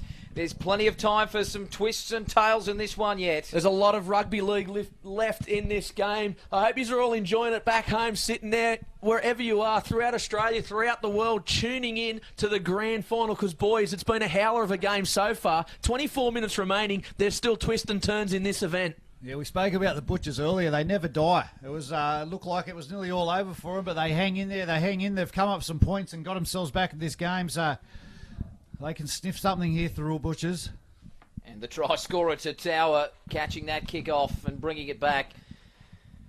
What a turnaround. Grand finals. You've got to love them as Beef looking to add some more silverware to his trophy cabinet. Johnson the dummy, up over halfway. I think it was Luke Shields there, and he'll be filthy to compare him to Aaron Beef. We done that. He'll be absolutely filthy with that, the Moose. We done that earlier on in the year, compared him. He absolutely abused us. I think Beef would be filthy, wouldn't he?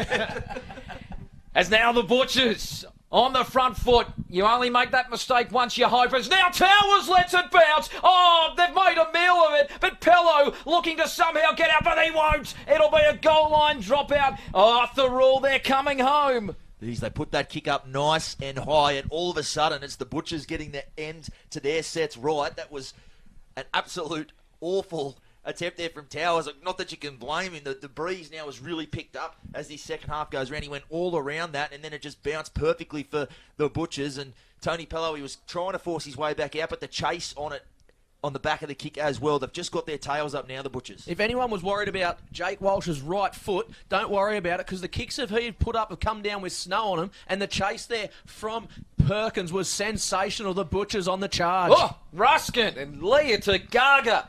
The two number 10s going at it as Shields. He looks to get the Butchers on the front foot. They're up to the red zone. Payne on the inside. Getting it to Morris.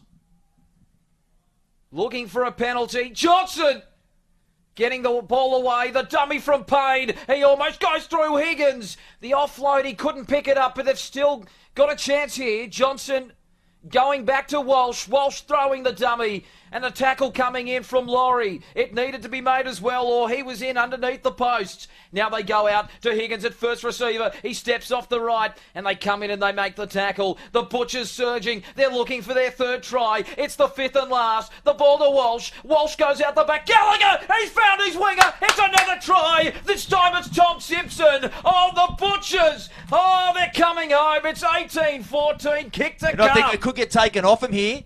It's going to get taken off him, it is, because Gallagher, he ran behind the player. You can see Jared Costello will be filthy with that one. He did run behind. Can we go to the bunker? Yeah. Where's the bunker? But I'll tell you, a tough call, that one. I'll tell you what, he was a long way behind. You like to see the black and white interpretations, though, and it's gone behind the players, so they pulled it up. But it was a good finish there from Tommy Simpson, but they're right on top here now, the Butchers. They can't let that one get to them. Yeah, we spoke about pressure, boys, early on. The Thirroul Butchers didn't come up with any repeat sets in that first half and were struggling. I think this second half, they've come up with a couple already. Back-to-back sets, and they got West on the ropes a little bit at the moment. Jot that down. 60th minute. No try to Thirroul. Down by 8. Could that be a telling decision in the outcome of this game? Still plenty left to be written in this tale as Stanford rolling forward Wests, making the most of that reprieve. Rankball on a cross-field run.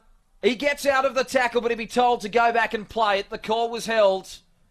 And a player down for Thirroul. Daniel Perkins. It was just, he got the bumpers up there, Rankmore. If I remember in the major semi, he got binned.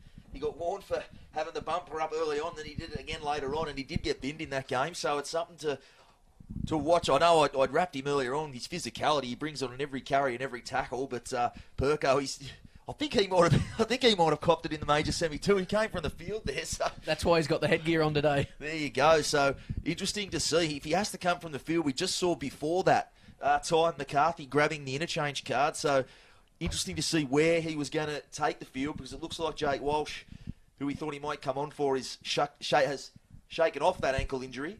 So McCarthy about to come on, but we might see a change here if Perkins is in a bit of strife. He'll want to stay there. It's a grand final. There's no next week regardless, so he'll want to hang in there. He is tough as nails, Perkins. It looks like he's going to stay. So interesting to see where McCarthy is going to play here, Johnny. Have you got an indication? No idea. He's like the Rod Wishart back in the day of that Dragon side. He wore the 17 and could play anywhere.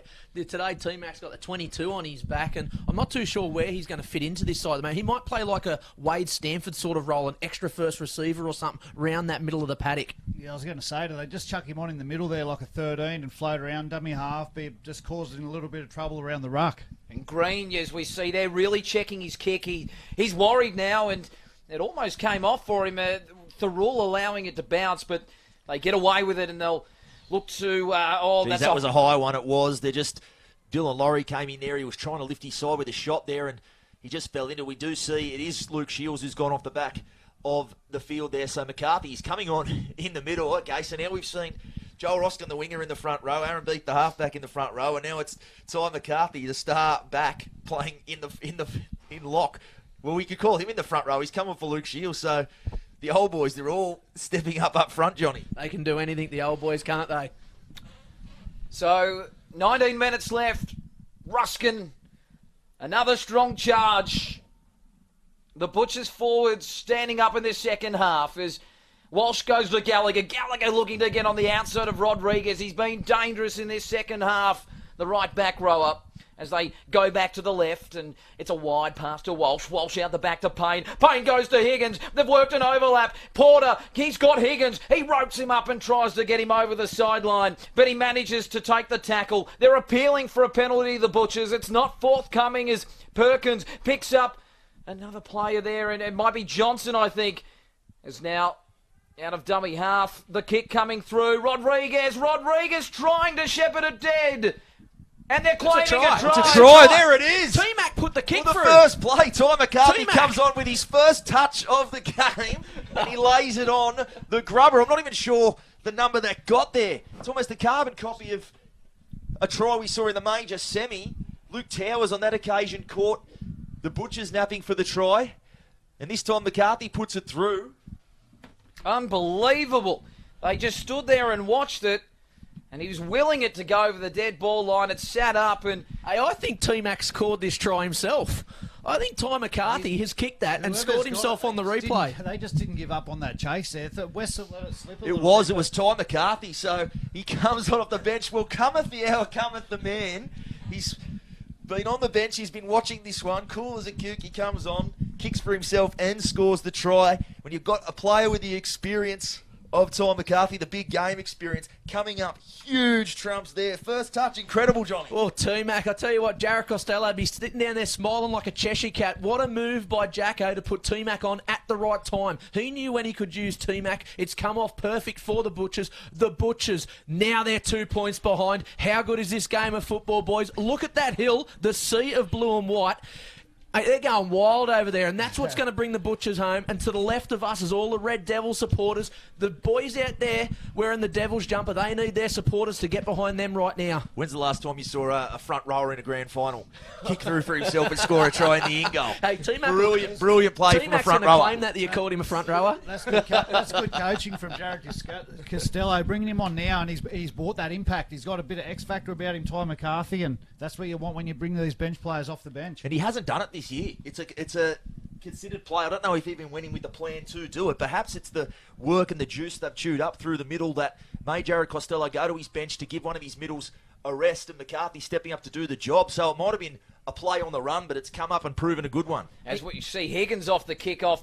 They shifted it wide straight away, and now Thirroul. They've got their tails up, and West are hanging on. They're praying for the full-time siren, but it's still 16 minutes away.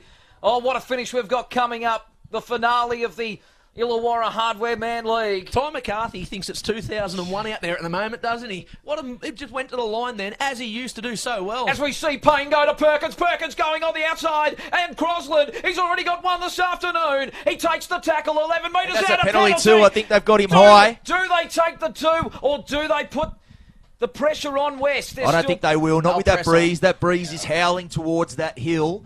So it'll be a very, very hard kick on the bad side for a left footer. So I think they'll keep the pressure on. But Payne, he just beautiful little outball there to create some space on that side for Crosland. And I just gave him a rap and said he's not the fastest, not the quickest. He put the afterburners on there and went straight past Mitchy Porter on that side. So make a fool of me there, Crozzo. I tell you what, he's the quickest out of all of us in this box. I was about to say. Unless I'm running to the bar. I think Timo's got us all covered. No, mate, I can't run. But Payne out there starting to look dangerous on that left edge. He started creating some opportunities down there, and that's where you want Jack Payne to step up, especially in this part of the field. Sorry, Tim, and I come over the top of you there, mate. Potsy, the bench from the Butchers, they went up there, and they've got a real spring in their step.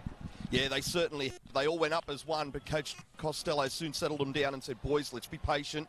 We've got this one. But, geez, what about momentum in rugby league? Swing. West 3 kicks out on the full have really invited the Butchers back into this one.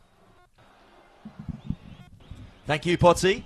And we just see Mitch Porter getting some attention. He's not in a good way. The West skipper who everything he touched in the first half turned to gold. Things haven't gone to script for him in this second half, and it looks like he won't continue by the looks of that. That would be a massive blow. That's a lot of strike that they'll be missing in the last 15 minutes if they can't get him right. And I'm having a look here as they have gone to the bench. It's Cole Lodge coming on the park. It'll be interesting to see what Pete McLeod does in terms of shifting his players, who he'll put to the centres, whether it will be Cole Lodge or whether he shifts Stewart one wider. Looks like he has gone over there, Cole Lodge. He played in the centres. I spoke to him this week. He was about to make his NRL debut back in 2011 in the centres, and he got hit by a bus on the way to training. A bus went through a red light, plowed into him. He didn't end up making the debut. He's had a horrible run of injuries in recent years, so very much deserves to be out there in a grand final. It's an absolute reward for persistence and determination, and there you can see he's been playing in the middle mostly, and now Pete McLeod can throw him out there on the edge and he can do a job. Can he be the hero as Thirroul 10 metres out? Looking for the lead, can you believe it? Morris turned on the inside by Walsh. And he struggles, and he scored a late winner last week. Can he do it again? Michael Morris. Now Johnson going to McCarthy. McCarthy got one try to his name already. That's got the Butchers back in it. Back in it with 14 minutes left as they go to Higgins. And Higgins is wrapped up in a ball and all by Glenn Stewart. Oh, they've got to go out to the left. Now it goes Walsh. Walsh to Payne. He throws the dummy. They've overcommitted. The offload. They've knocked it on Thirroul. Oh, and an anti-climax. They needed a quick play the ball, and they needed quick hands out to the left. The long pass, the long floater pass actually let them get up and push them back on the inside there. So Jack Payne came back. I thought he was going to go over himself there, and he had some support back on the inside. I think it was Luke Dodge on that side, just trying to reach back for that pass. Couldn't grab it, but I'll tell you what, 14 minutes to go. The Devils, they had their tails up. They looked like they were right on top. Now it looks like it's all they can do to hold on to this here. And Timo, what about that scramble? Well, you've got to give West a bit of credit there. Their scrambling defence, they were shot there. It looked like, I thought Jack Payne probably could have gone to the outside, but scrambling defence by West, and they've just forced an error there. So they're going to get themselves, they're bring the ball off their own try line now, but they'll be hoping to get a good set here and a good kick on the end of it. It was back-to-back tackles from Glenn Stewart there. You talk about your big players stepping up. There's been a few for the Butchers in this half, but Glenn Stewart without the footy there. 2 massive defensive plays from the veteran. And it may in the wash-up be so critical, those couple of tackles. Stanford now 25 metres out from his own line.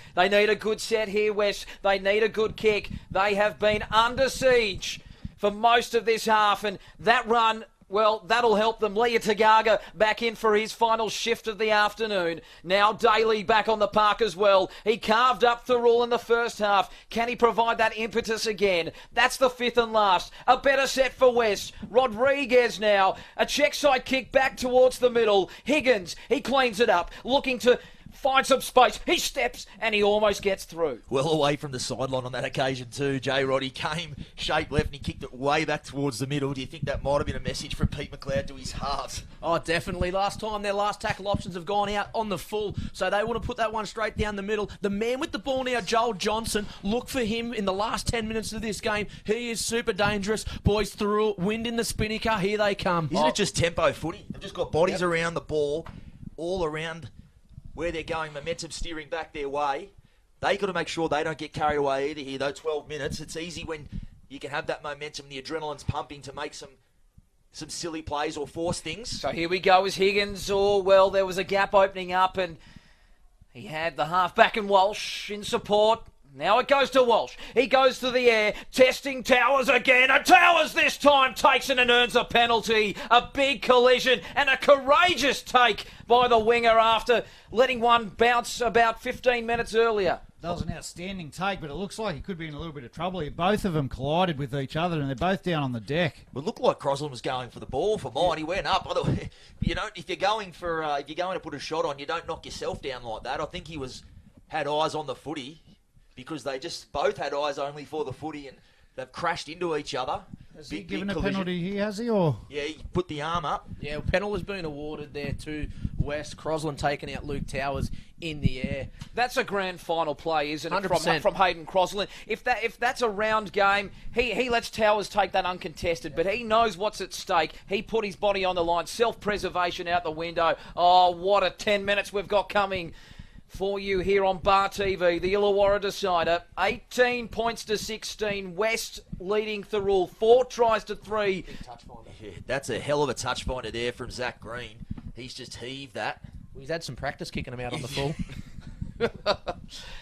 Johnny Pett goes bang. Sticking the dagger in. Rank ball, Stanford.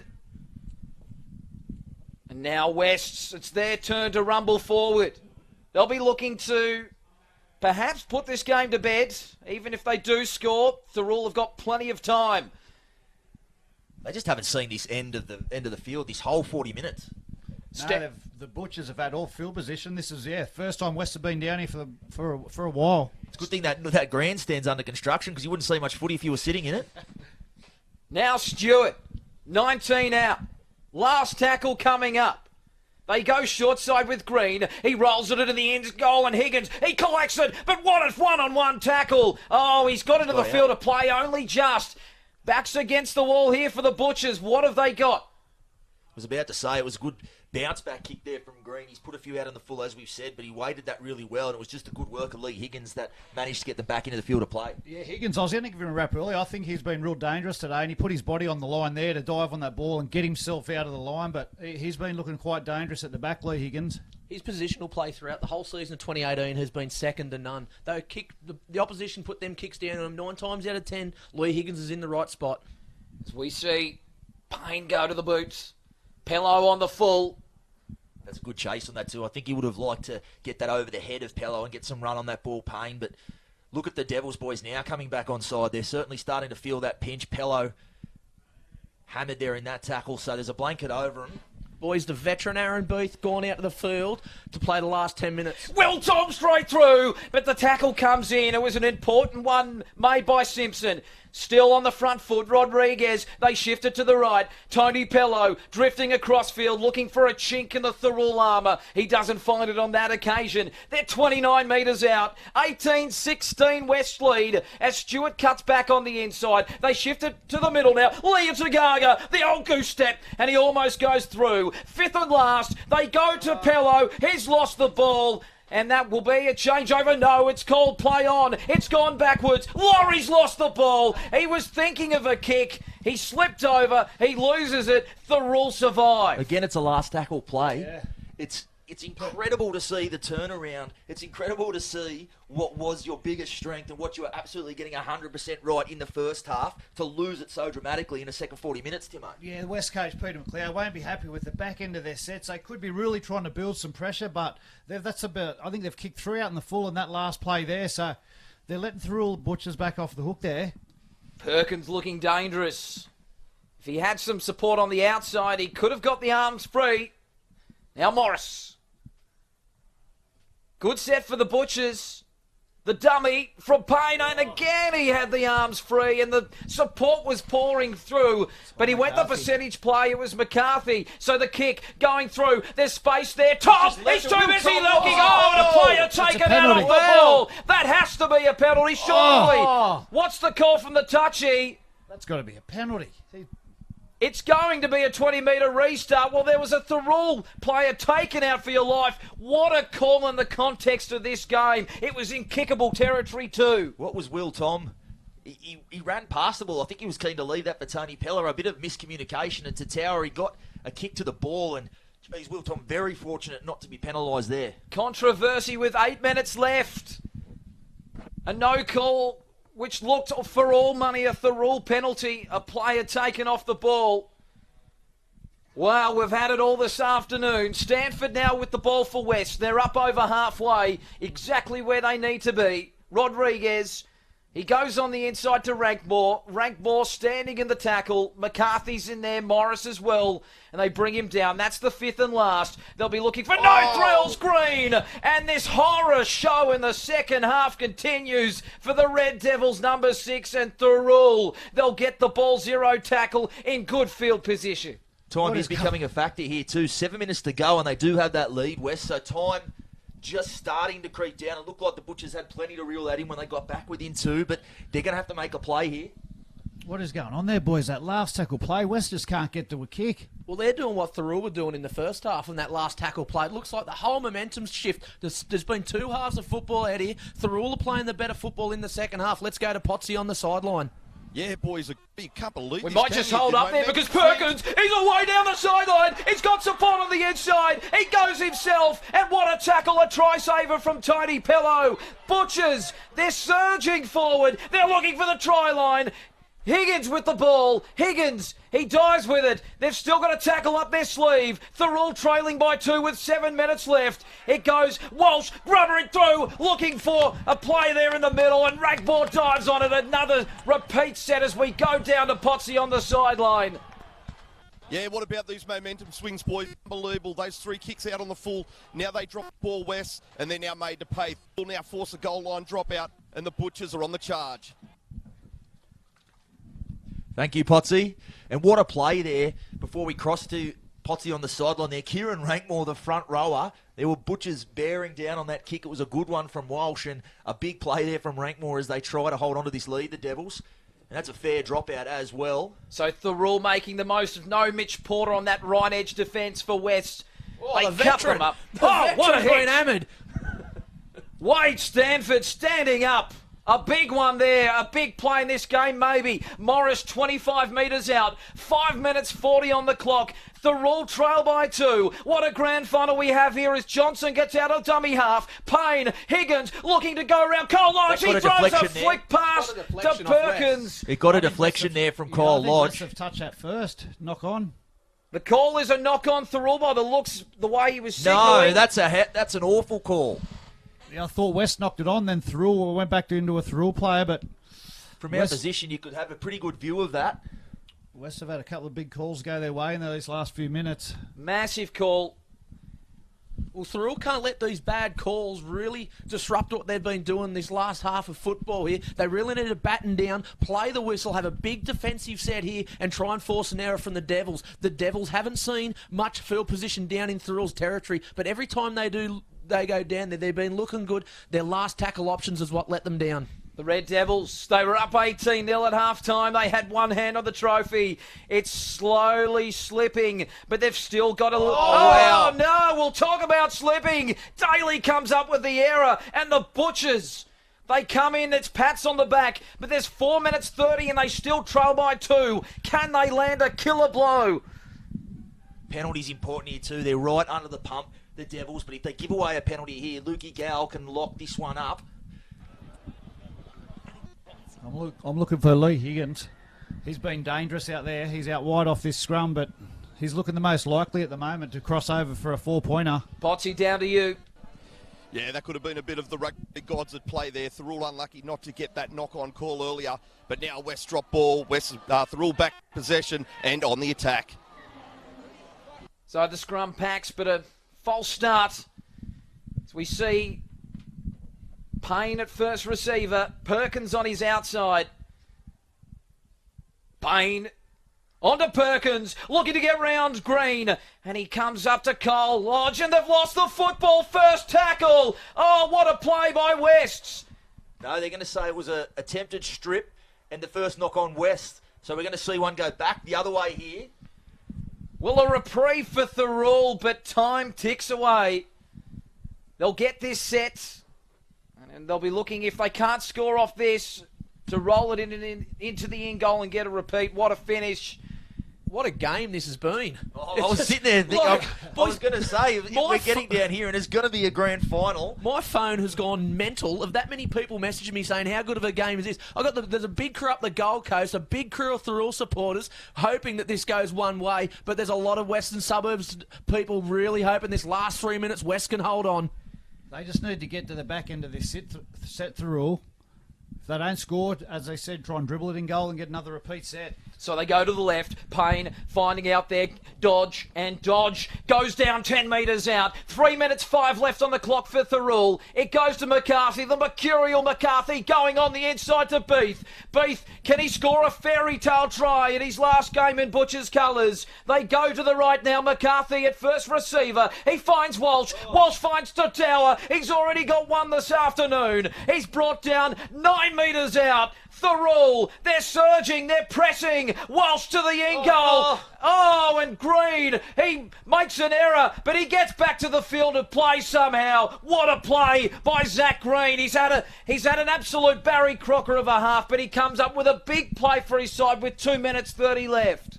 Well, that definitely makes up for those kicks that he's put over the sideline, boys. That was a massive play there from Zach Green to get out of his own goal line. The chase on the kick wasn't what the Butchers wanted. 19 metres out from their own line. They have to muscle up Thirroul, and time will be called off. Another West players hit the deck.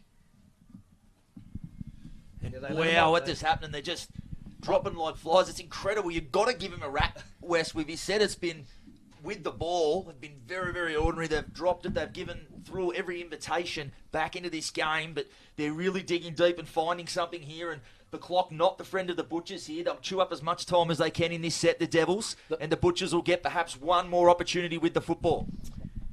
Well, they're 22 metres out. It's been a good set thus far from the Butchers. They're muscling up. They're tired, but they keep on fighting. You know they'll go right to the 80th minute. Fifth and last. Back to Green. This time, he gets it over the head of Crosland. Looking for the 40-20. Crosland, he manages to pick it up before it goes over the sideline. He goes to Higgins. Higgins back to Crosland. They're going to have to throw it round. 1 minute 30 left. This is it. Now or never for the Butchers. Wouldn't that have been a play if Green could have managed a 40-20 there? That would have been a match winner. But they've got it all to do here now. 1 minute 20 on the clock. Perkins looks the most likely as... They're going to have to shift the ball around a bit here.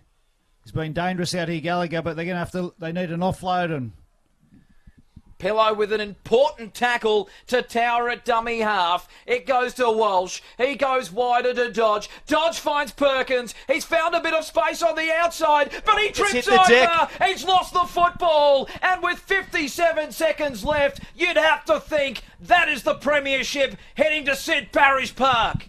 Yeah, it's looking that way, isn't it, boys and boys? We've just been having a look over both coaches, both benches, the last couple of minutes. Pete McLeod hasn't moved a muscle. He's had the arms folded, standing there, cool as a cucumber the whole time. Jared Costello's been moving around, shuffling around. He's been the one behind on the scoreboard, but that play, boys, that pass could be it for the Butchers. Incredible effort in the end by the Devils. Massive, I think we all massive. had it almost given as a given. The momentum the Butchers had, they were going to come home and they were going to claim this one. The Devils, they haven't really been able to counterpunch with the ball, but gutsy to hang in there and defend. Some big defensive plays have come up trumps for them, and short of a miracle, they just have to see this set out.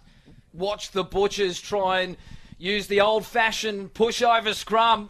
It looks like something out of the 70s, the way the push and shove's going on. But West come back with it. It's Kyle Lodge. Lodge has tackled 49 metres out from the Butchers' goal line. Well, you'd have to think it's all over. Stanford, he runs into Dodge, but Dodge can't dislodge the ball. 30 seconds left. West's looking for their first premiership in 7 years. They're minor premiers. They were Challenge Cup premiers. They're looking to take home the big prize. They're 30 metres away. Daly out of dummy half. He submits to the tackle. 12 seconds left. They go now to Rankball. How fitting it would be if he was to die with the football. He's been superb this afternoon. That's the fifth and last. They're in no hurry. 1 second left. That's time. West have done it. They've done the double. They are the premiers in 2018. And there it is. Well, look at the jubilation there. I think even perhaps though the West boys thought they were going to have to come back and at least counterpunch with the footy, but they were good enough to hang on. And defensively, no doubt some of the Butchers crew on that hill will be asking some questions about at least down here the Thirroul and Tom clash, but absolutely deserved premiers. West, they really were here for the contest early on. They jumped out of the gate. Some goal-kicking issues is what really gave the Butchers that sniff, but can't deny the Devils anything. Very much deserved premiers after that grand final, Timo. Yeah, what a gutsy effort by both teams. What a great performance, both sides. Thirroul looked like they were gone in the first half. They fought back, got themselves back in the game. West looked like they were gone, and then anyway, they went on to hang on. They really scrambled in defence, and outstanding game. But West, you got to give them credit. They were probably the most dominant side throughout the game, and they hung on to it only by 2 points. But outstanding effort by both clubs. But congratulations to Wests. Yeah, and Johnny Pett, how fitting that we got this finish, because it deserved this finish this season. It has been sensational, and Thirroul, they have punched above their weight, as they do so many times, don't they? Yeah, it was a great grand final. We spoke about it pre-game. We spoke about it off-air. We all knew it was going to go the whole 80 minutes. Half-time, 18-0 to Wests. Full-time, 18-16. So not a point scored to Western Suburbs in that second half, Mitch. No, it wasn't. They held on. They did it defensively the hard way. An incredible match in the end. I thought it was going the way to look a bit of an underwhelming grand final. Look, they were going to do it too easy, as we see Luke Potter down on the park. Yeah, boys, joined here with Glenn. Mate, congratulations. You've obviously played at a few levels there, NRL and representative. How did one way up? It's right up there, mate. It's come back here at the start of the year with the boys, and Brett and I always said if we had a chance to come back, at the end of the careers, we'd love to do it. His body didn't hold up, but once I got back here, all the boys looked after me, and I've thoroughly enjoyed the year back here in the Carlton League, and just the boys, they looked after me today. I'm a bit far off the pace what I used to be. The young fellas looked after me.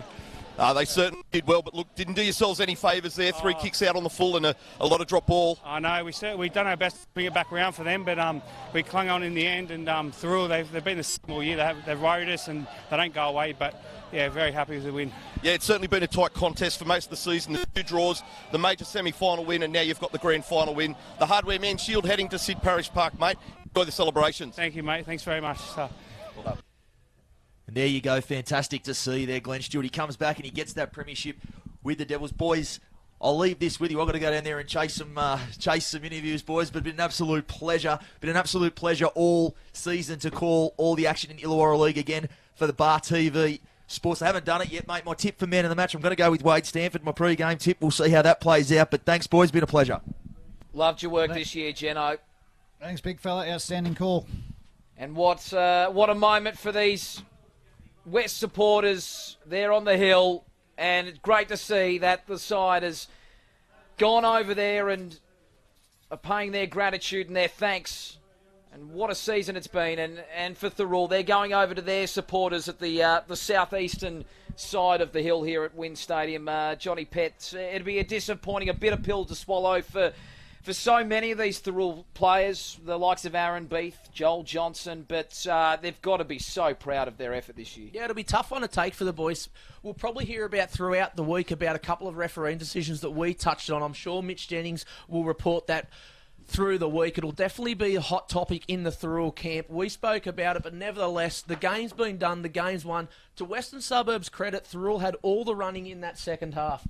And I think we've got another interview down with Potsy. It's all over to you, Potts. Yeah, boys, joined here by the Victorians coach, Pete McLeod.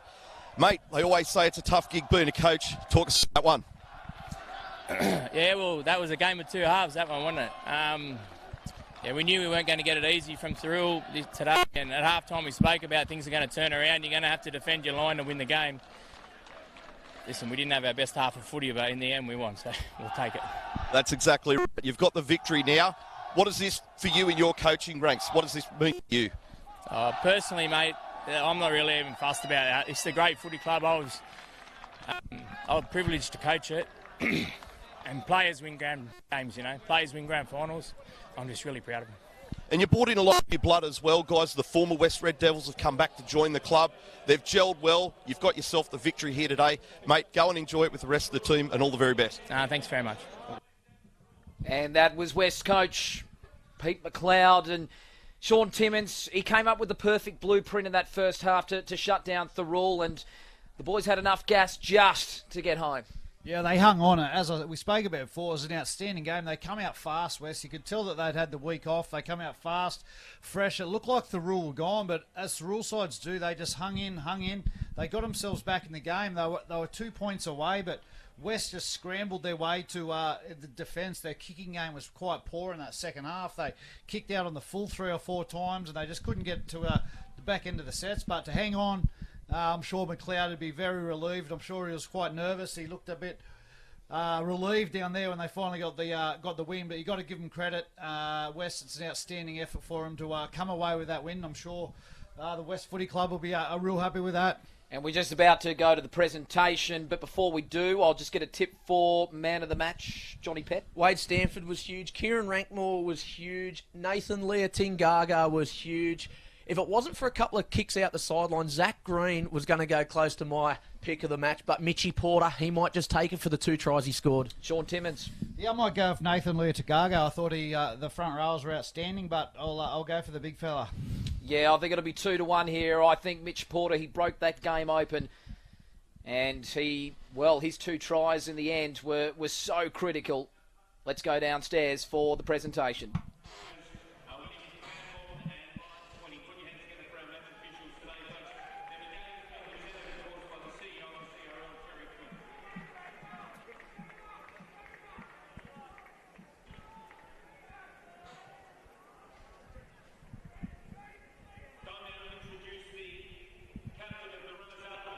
Put your hands together for Joel Johnson and the Thirroul Butchers.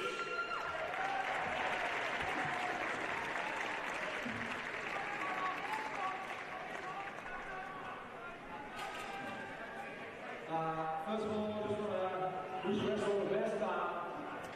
Congrats on the win. He's really put us at the start there, and we've had some good battles this year.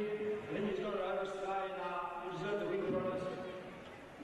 To our boys, it was a valiant effort. It was a game of 2 halves. Probably given too much of a start at the start there, but a big thanks to all the coaching staff who have been working overtime all year, and we keep getting better and better, and look forward to next year, right? Joel Johnson there, what a leader, Johnny Pett. Yeah, he's a phenomenal player, and he's a great skipper for this Thirroul Butchers. He's been so good for the Butchers for so many years, and he's brought so much to this Illawarra competition. He's been one of the Butchers' finest for so many years. He really stands up week in, week out. He'd be absolutely shattered with this result. But Jono, he's had such a good year, and he had a great grand final today. And I think we might be on the money. Mitch Porter coming up now.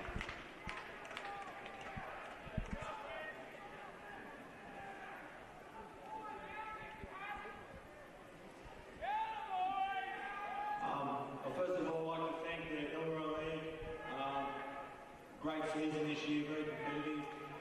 To the Thirroul boys, unlucky. You've been the most consistent side all year. That second half was unbelievable. We were just lucky enough to hang on. So, to Jono and the crew, thanks very much. To my boys,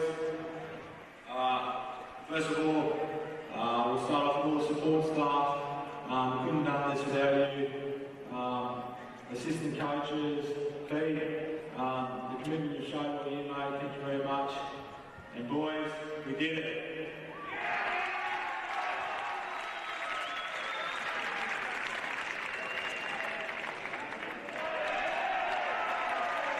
What a moment for Mitch Porter. Sean Timmins, a real captain's knock today. Yeah, he was outstanding. He was real dangerous out there today. Early on, he scored a couple of tries and got injured, but it was a captain's knock, and he was very dangerous and led from the front. So outstanding performance from him today. The pre-meeting medal.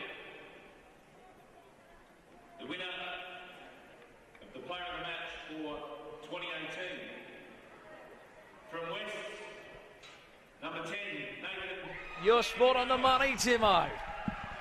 Did you get on at Sportsbet? No, I should have. I liked it. I had an opportunity to coach Nathan in the SG Ball a couple of years ago. He was a great kid, great trainer, and just good to see him get that reward today.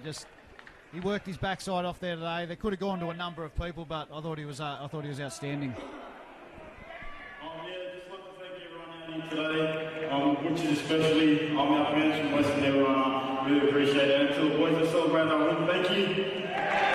Short and sweet there from Tikaga. He was superb, as you mentioned. He really set the platform along with Kieran Rankball. Well, them two up the front really laid the foundation for Green and Rodriguez to work off the back in that first half. And that 18-point lead going into the half-time break, that's all West needed come the full-time whistle. Yeah, well, they were coming off the back fence early. As you said, they did set the platform, and dummy half, Josh Daly was reaping the rewards for it. He was making plenty of yards out of dummy half, but we see him here celebrating now. I'm sure they're going to have a couple of good days, West. And what a moment for them. I mentioned at the end of the call there, they did the double. They were the Challenge Cup champions. Every thought, geez, they're in for a good season, and we didn't know it was going to be this good, but boy, oh boy, they're deserving winners this afternoon. We know the Dragons are playing at the moment. Timo, I know you've been intently looking at your phone, so we might let you head off and watch that. I know the Dragons are leading at the moment. Can they bring it home? They are in front at half-time. I think it's around 24-10, so hopefully they can. I've got confidence in them, but thanks for the call today, boys. I really enjoyed it. And Johnny Pett, loved your work throughout the year. The voice of the North, another great season in the commentary box. Yeah, it's been a good year. We've seen a lot of highlights throughout season 2018, 2019 to be even bigger. Bar TV Sports doing a great job again, bringing you worldwide coverage of this Illawarra Hardware Man League. Till next year, boys. Till next year. That's all she wrote. Western Suburbs are the champions for 2018 in the Illawarra Hardware Man first grade competition. An 18-16 win over Thirroul means the trophy is headed back to Sid Parish Park.